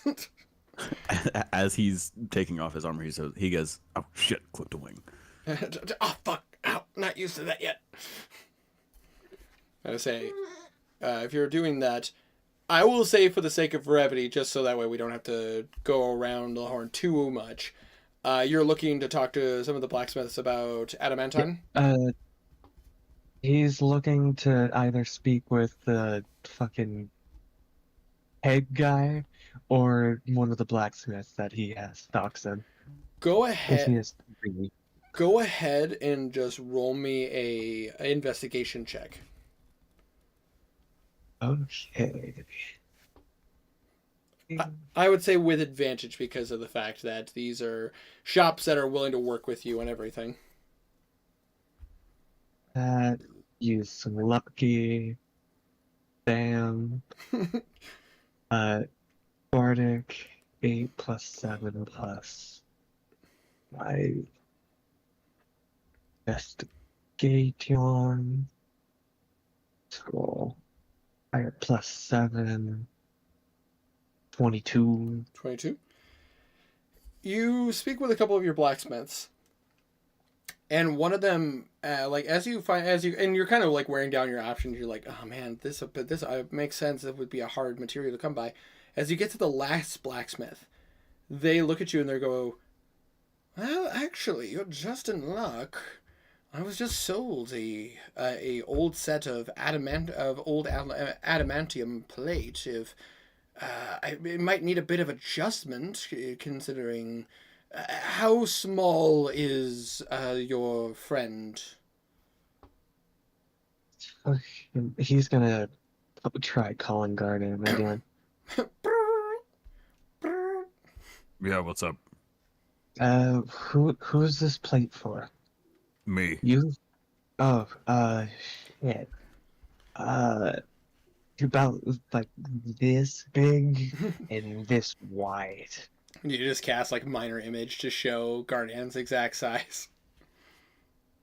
Yes. As you do so, and they're like, "Oh, then the adjustment will be minor. I was a bit worried if this was for a smaller individual. This armor was originally worn by a Minotaur." Oh. No. But I say yes. So I was a bit worried if it was someone of your size or a slightly bigger. This would have probably taken a bit of adjustment. But if it's of this size, it'll just take very minor adjustments. Is he more of a muscular build, a slender build? Muscular build. Okay, good. Hefty. Good. The Minotaur fellow I bought this from was also was a more built individual, so this will be a very much easy adjustment. Let's see here. Who's the Minotaur? I'm curious. But I say, but his name was, what was his name? I'm pulling up my notes right here. Okay, here we go. He went by Dallas Bloodrain. Let's say he That's the name. He hails from these lands I've never heard of before. Vicious fighter, but down on his luck in Atharia. Not as much bloodshed that he would like. So he ended up selling his armor. Something about wanting to be connected more to nature. Not quite sure I understand, but Yeah. I don't get it. I also don't get it. Neither do I. But I say, he was. I mean, he got a. I paid him fairly for the armor, and he walked away with a pretty penny, and his. I will say, a very in shape individual. But apparently the armor just didn't suit him. He wanted to be apparently a lot more comfortable fighting with himself exposed. Yeah, I can imagine that being in that amount of adamantine is not the greatest. Either, What color is adamantine? I've always thought it was red. Black. Gotta say black with typically depends on the person. Purple, red, or greenish tints of on the metal, but it's typically very black. Okay. Every time I think of adamantine, I think of adamantite It's from red. Terraria. And that armor is incredibly bright red. And that's what I think of every time. I mean, above board, like, I'm not somebody who is just like, oh, and it looks like this, and that's the only way that it can look. I mean, like, if you want to say, like, Garnan wears the armor that looks like this, I'd be like, I mean, yeah, they could probably stain the metal to make it look like that. No, I don't really care all that much. I'm just like, I can't get that image out of my head. No, And I always think Mithril was green. Same. I typically do too. But obviously, like, Mithril is supposed to be more of a kind of a grayish black color because of the type of material that it is. But I do agree that in my brain, I always think green. Anyways, alright, how much would that run me? Adamantine is a very rare material, and the thing is that this is a full set of armor. I paid proper price for it because he kept it. This Minotaur fellow kept it in. Mr. Bloodrain has kept it in very good shape. Obviously, you've done great things for the shop. I'm willing. If you could at least compensate for how much I paid, I would be willing to let this go. But I say I paid 3,200. Alright, I'll give you 3,500. Thank you. At least I'm walking out with a profit. But I say, here you are. Did you want me to do those adjustments right away, or? Uh, as quick as you can, if you wouldn't mind. Oh, absolutely. It's You're kind of but with the very minor adjustments I have to do, I can get it done I could probably get it done in about an hour. Fortunately, their body types are very similar, so it's very minor adjustments. It's just that the helmet was built for horns, so I just need to adjust that, and I need to adjust where the shoulders and the chest meet. Oh, Blue, I'm Alright. still in line. Can you make Yeah. sure that he has slits for my wings? out of character. I'm pretty sure you can't do that with heavy armor. But- Well, the thing is that with adamantine and mithril, All right, because of what they're made out of, that is Lighter. totally manageable. never mind. With him, he has these attachments. Could you make sure that there are like slits in the back? Oh, absolutely. But I say with the material, that should be totally that should be definitely manageable. But I say how big the wingspan is? It like large wings, medium wings? Are we I think he speaking? said it was like 14 feet, right? Oh yeah, you have big wings. They're uh, fucking uh, huge. About like maybe 3 of you stacked on top of each other. Okay. So we're talking Large. Aarakocra style wings. Understood. Yeah, about right. Just a large bird.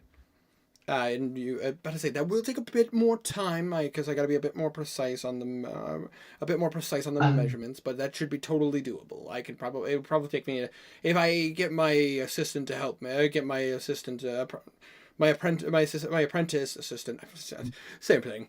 Essentially to help me. This would be a good learning opportunity actually, because they've never worked with adamantine. If you'd like, I could like stay by and help you. Oh, Since bards are good with that sort of thing. oh, absolutely. I would appreciate the help. Plus, also, show you a little bit more about blacksmithing and show you some of the ropes on that end. That would be nice to see how you work. Absolutely. Come, give me a hand. And I assume will you be giving him the help action? He'll be giving help action, and he'll be giving a bardic inspiration. Then I'll have you go ahead and roll a bardic inspiration. I will roll with advantage for his check. 2.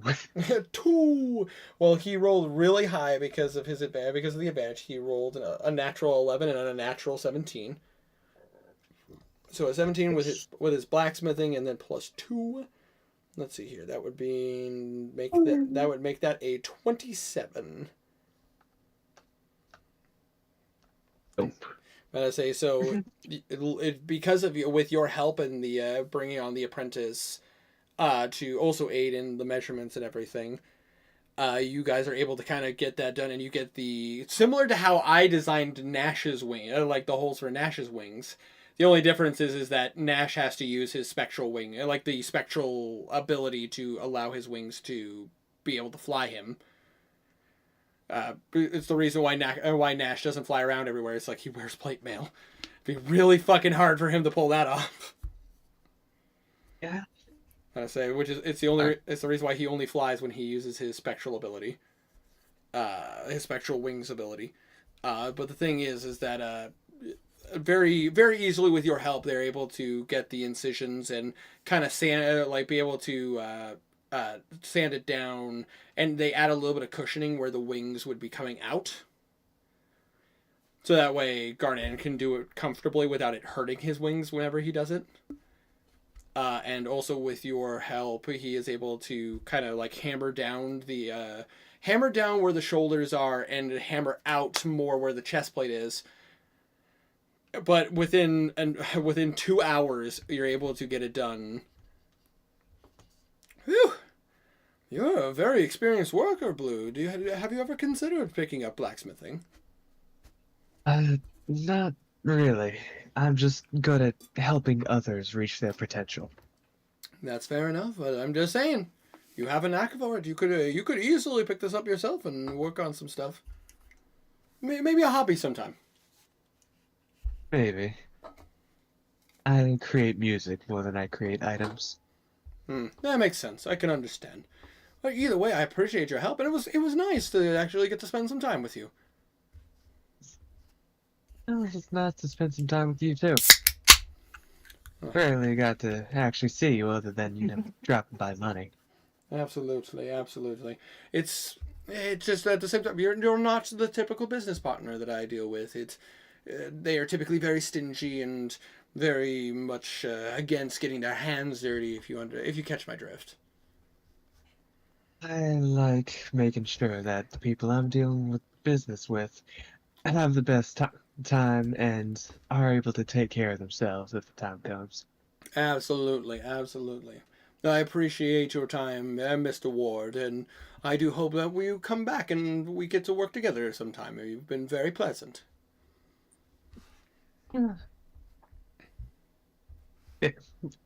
Keep a lookout for any sort of adamantine or mithril, because my ally always likes to have those type of arrows. Absolutely. If any more come in, you'll be the first one to know. Thank you. Absolutely. You have a wonderful day, Mr. Ward. You too. And he'll take the plate mail and bring it to the enchanters. Absolutely. And I will say, for the sake of brevity on that end, but I say because you gave them adamantine, which would make this so much easier, and you paid extra, I'm going to make a singular roll with advantage. And he's going to stay there to inspire them even further. Absolutely. Go ahead and roll me that d12 then. 6. 6. Nice, nice. So I'm going to roll with advantage. Oh, yeah. No, about to say. I mean, it's a good thing he had the advantage, because that was a 7 and a 16. But with the 6, which bumps it up to 22, plus their bonuses, that's over 30. Within one day, they're able to move the pieces over, move the magic over to the adamantine, and wealth. Yes. You can add to your character sheet that you have you have plate mail, a plate mail armor, oh my gosh, my brain is shutting down, which makes sense because it's getting a bit later. Of Minotaur origin. Of Minotaur origin. But it has the mental protections of your previous armor. It is plate mail, so it would bump your armor class up to 18. But because it's made of adamantine, it does not give you disadvantage on stealth checks. It is a lighter material.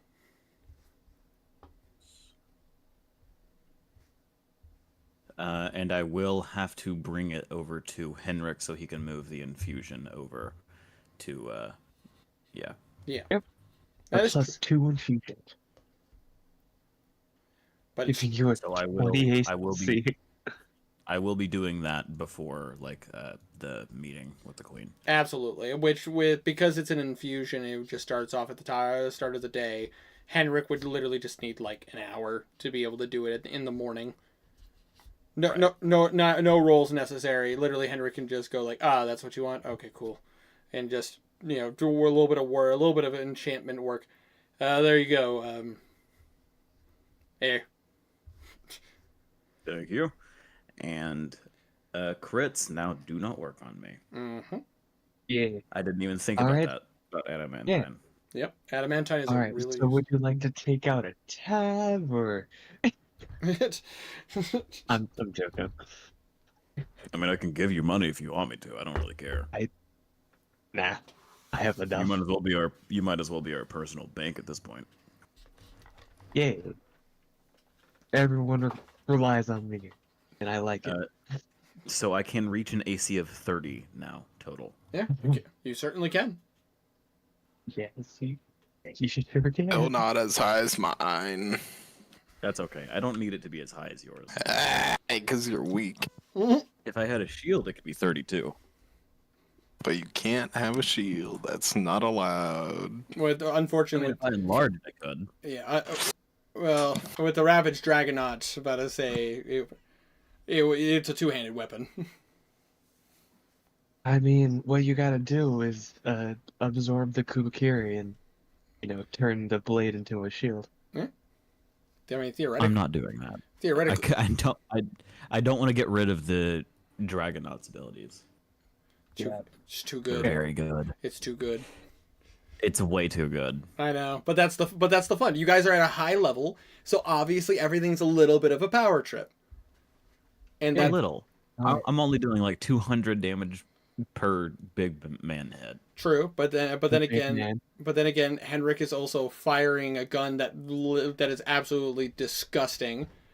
But as a Belwraith is now wielding a holy relic of a weapon that absolutely can slaughter fiends and send them flying like a home run bat. But as a Kazir can literally teleport, switch places with people, stab people, and deal a shitload of damage and fuck people's shit up, and absolutely ruin an encounter that I worked hard on and basically raise a middle finger. And Blue. Hey, Winter, how many? I forget. How many hex swords am I supposed to get? Is Is it equal to my level or proficiency bonus? How do you calculate it? I forgot. But I say there is a specific detail on that. I would need to. I assume it's in the witch doc. It's in the witch doc. But I say I could. Okay, I have my notebook for it is over there, and I'd have to unbury it. I have been on there, by the way. I couldn't edit anything, but I have been on there. Oh, you can't edit? Shit! I wish you would have told me that sooner. I would have fixed it. It's all good. It's all good. I'm telling you now, so that way I can edit some stuff later. I just gotta find it first. It's all good. It's in our chat. I know. I didn't pin it, so I gotta scroll.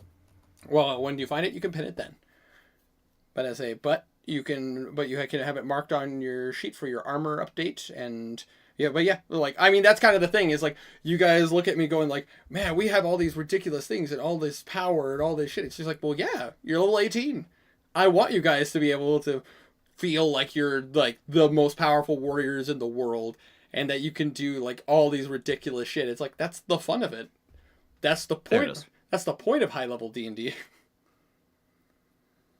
It's asinine for me and really fucking hard for me to balance encounters, but I mean, like, I'm gonna do it because I want you guys to feel like you're gods on a battlefield. That's half the fun. Unless you guys disagree. No, I want to feel like I'm slogging along. Oh, okay. Well, I mean, I can always adjust some stuff to make it so that you're just logging along. Yeah, definitely. I think it's been going good, Eddie? personally. Who is here? Show yourself. You can't see me, Yurok. I'm over here. Is proficiency bonus? It is, which is what, +5, +6, +6. Plus six at your guys' level, and then you can increase that whenever you get a hex improvement. If you forgo any other boost that the Witch Glass can give, you can just choose to take the improved hex orbs and get an additional 3 on top of it. It's an additional 2. It's an additional 2. Sorry, my bad. But And I've already taken it once, but I know I can take that more than once. you can. Yep, it's the only hex that you can take more than once. But it's a really useful thing to be able to take. Meantime, anyone got anything else? I don't, unless Garnan, you have anything. Well, I was going to go ahead and after I would have gone to the magic thing, the magic shop, I would have gone to the cheapest bar in town and just gotten fucking hammered. Well, with that being the case, Join me in Kevlar. I mean, yeah, you could join Blue and Kevlar and just get smashed. I assume he would go and then find them along the way and just join up. Absolutely. But so does Garnan decide to get smashed with Blue and Kevlar? Absolutely. Absolutely. And the best part is, it costs you Blue. It costs you a whopping 2 gold as you guys buy one mug of I imagine decent alcohol. But then the rest of the night you're just pouring your flask of endless dwarven ale. Yeah, the jug with 3 X's on it. The jug with 3 X's on it. But with that being said, if nobody else has anything else to do, I will ask this question of you because it is getting a bit late. It is 2:30 for Tiny. and 2:30 for Wealth, if I remember correctly. But I say, also I'm awake for the rest of the night. do we want to do the scene with the Queen, or would you rather that be the first thing we do in next session? I'm leaving that up to you guys. I think the latter. But I can keep pushing, so it's up to y'all. I'd I say it's think up we to wait Tiny till- more because he's the mouthpiece. but I say, Yeah, I'm good with one mouse. also is Herma, are you awake or did you pass out? I think he did. But so I will ask this question. I also work tomorrow, so this is I think the latter. I think we should have it be the first scene next time. absolutely. I mean, and that's totally fine because, like, let's be honest here. It's been a month. It just feels good for us to be able to catch up on our characters and let you guys have a session to breathe. That was not the only thing I was going to do because I had forgotten that I wanted to do something else, but it's too late now, and I don't think I'd be able to do it anyway. Depends. Well, I mean, you could tell me what it is, and I could let you know. I'm still. My attunement slots are full, and I wanted to either combine the Boots of Haste with it, with the breastplate, or but that's very unlikely to happen. No, I'll tell you this right now, as the DM, that is super busted. That would and not to mention you're stacking a very high enchantment on another very high enchantment. Mm-hmm. The smith and the enchanter would let you know that there would be a very high risk that one of the enchantments would get destroyed, trying to put one on top of the other. Like certain enchantments stack, but these two absolutely would not. Okay, well in that case, I'm not going to be able to get the Intellect Fortress stuff, but I will still have the Adamantine Plate. yeah, you still have adamantine blade. Yeah, you could just not attune to like the benefits of the intellect fortress, but you could still wear the armor, which is still 18 on its own. It's not it's heavy armor, but it's a more like medium armor. You don't have disadvantage on stealth checks, and if Henrik takes the time to put in his infusion, it would increase the armor so that you have an AC of 20. Yeah. Right. So I mean, like plus my +1 from Amara that will That is- constantly So stay. 21. Yep. 21. Which I do actually need to resummon her because she did die, so I will also do that. Oh Absolutely. shit! She I got need to blasted. remember to Yeah. summon Ivy. But I say, which I imagine you guys had, especially you, Stray, you had plenty of downtime. But I say, Well, actually, I need more stuff. I think she keeps popping off quick. I mean, the thing about familiars, especially as you get to higher levels, that unless you're a witch, like, it gets a bit tricky to make it. Like, that's why familiars often, like, kind of fly away when combat happens. The only downside is that for you in particular, because you chose to take an imp, she needs to stay somewhat close for you to get the benefits. Yeah. But She's that, got to stay within Yeah, 10 feet of exactly. me, which is really annoying. Yeah. so But I don't mind it that Food. much. So it's like there are familiars. There's some upsides and downsides. They're not meant to take damage. Yeah, they're not. They're really not. I mean, again, the only certain classes are built for your familiar to be able to handle things better. I think, like, for example, your Drake, about to say your Drake for the Drake Warden subclass for Ranger is one of the few that's like actually balanced really well and like can make it so that your familiar can fight with you really well. But like for a standard Wizard's familiar, unfortunately, they're not built to take hits. That's why it's so easy. That's why it's so much easier to be able to resummon them, especially at higher levels, because it's like at low levels it's like, oh man, it costs like 100 gold to resummon my familiar, but it's You would think the Witch's familiar would also get benefits like the Ranger. I'm working buffs. on it right now. That's the thing. Is Okay. like technically that's why I have like familiar improvements, and I'm currently working on like that the witch is very much still a little bit. Yeah, it's a work in progress because there's certain things that that's why the playtests, like, I enjoy you playing the witch, is because I also get kind of a taste of like, okay, this works, but this doesn't work. How would this work if you were only a witch rather than multi-classing? And it's like, Yeah. but that's why when you were like, I'm gonna play the witch class, I'm like, a part of me is like, oh, thank you, wow, so now I can start playtesting because you're literally playtesting this a bit, so I can actually start balancing it and rearranging certain things. Wait, But Winter, why do you have access to the doc? it What do you wouldn't mean? let me change anything. What email were you signed in with? Mine, but I say my YouTube email. Okay, the one with access is the one with your real name. Ah, that makes sense. But I Is say, that blank blank 21? Yeah. exactly. Yeah. That's totally. Yeah, that's the reason you couldn't edit it.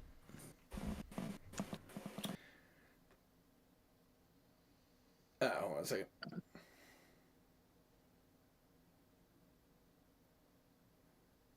But that's totally fine because then I can just adjust it. I can sign in on my phone and adjust it from there then. Yeah.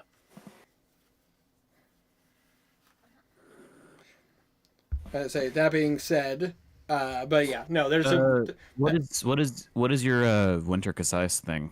What is your Winter Concise email? Because I could just straight up give you access. Streaming. yeah, streaming right now. We could about to say it's basically it's similar. It's like it's the same. It's just my channel name. Okay. But it fucking get people. Unfortunately, I don't have any person here trying to dox me or anything like that. But at the same time, it's like let's still not give anybody any ammunition. Yeah, better safe than sorry. That's a DM's question. But that being said, though, so are we under the agreement of, to do a ending session here and then picking it up with, plus also this gives you guys a moment to, like, if there's any questions you specifically want to ask the queen before you go into this, because I from the sound of it, you guys Yes, we're stopping session here. No, I assume that you guys have decided that the next place you guys want to go to is Starlam. Like, no matter what, Yes. that is the plan. Yeah, definitely 100%. Yeah. So this would Let's just leave that part of the party. yeah. But to say we got other things to do. Fuck them. No, but it's one of, but to say it's kind of been decided you guys want to go to Starlam and do that first. So I will. So this would be a good stopping point for you guys in case you guys want to take a moment to think about, like, is there any questions I want to ask the queen? Are there anything, like, any resources we want to start pulling, or like allies we want to start talking to about doing this and this?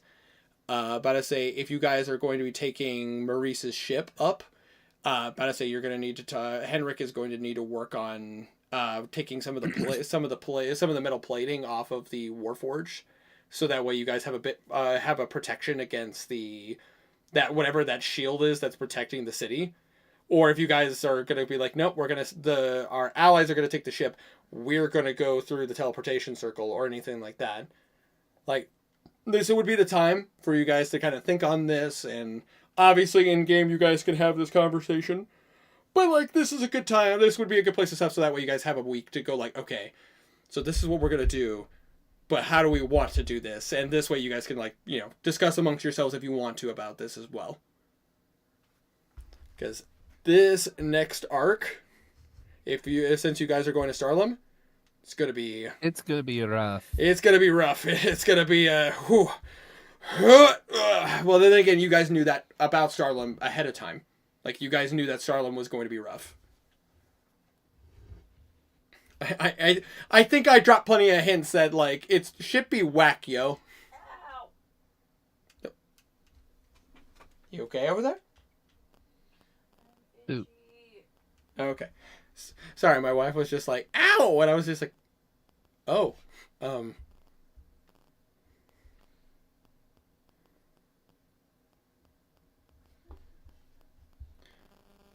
on 1 second. There we go. But yeah, so like I said, this would be a good time. But I say this next week will be really good for you guys to just, if you have any thoughts or questions or anything, or you guys want to run past something along with each other to, finalize anything, or if you guys just want to save it for the conversation for the Queen and decide in the moment, you certainly could do that as well. But at least as the DM, I'm giving you a week to think on this as well. But with that being the case, you guys have had your 3 days of rest, did some shopping, spent some time with some loved ones, and did a bunch of stuff and projects and all that you wanted to do. As you go to Castle Westray to do your meeting with the Queen and plan for your next move towards the Broken Skull, that is where we're going to end the session for tonight. And Good. yeah, a good way to end the session. And again, honestly, I personally feel good about you guys having just a downtime session where you guys could just, especially with where you guys are at right now, like what the next arc is going to be. It feels good for you guys to have a downtime session, because this next arc is going to be fucking crazy. Because it's going to be a prep, planning, battle plans, and then you guys actually going to Starlam, and how you approach it and all that. It will change certain things. It's going to be pandemonium and crazy. And I'm looking forward to it. I don't know about you guys, but I'm really looking forward to it. I'm afraid. I have had my notes on Starlam for a long time, and I've been updating them over after everything you guys have been doing, how the Broken Skull has changed to try to adapt and all that stuff. And it's oh my gosh, so much shit has changed. I'm afraid. Oh, I can understand why you're afraid. But the thing is that Walf has been sitting on the Starlam arc for a long time. Cause, better say, and Herma has, waiting. Better say, Garnet. This honestly, Starlam is very much a Garnet Henrik situation, considering the fact that obviously who's weighed the Shao Kahn of Starlam is up there. And not to mention Henrik's whole situation, considering that the Artificer Guild is up there, and every person tied to Henrik's childhood is up there. Not that Henrik is a super sentimental person, but at the same time, Yeah. It's at the same time, every time Henrik has gone up there's just been a brief moment of just Henrik looking at the people he's known his entire life. So it's this, I know that you guys have been sitting on this arc for quite some time. And the thing is that it's gonna be kind of crazy. It's gonna be a bit of pandemonium, and it's gonna have this next Avatar fight is gonna be insane. Oh yeah. Because there might be some things you remember, and there's probably some things you guys don't remember. Oh, I'm almost sure.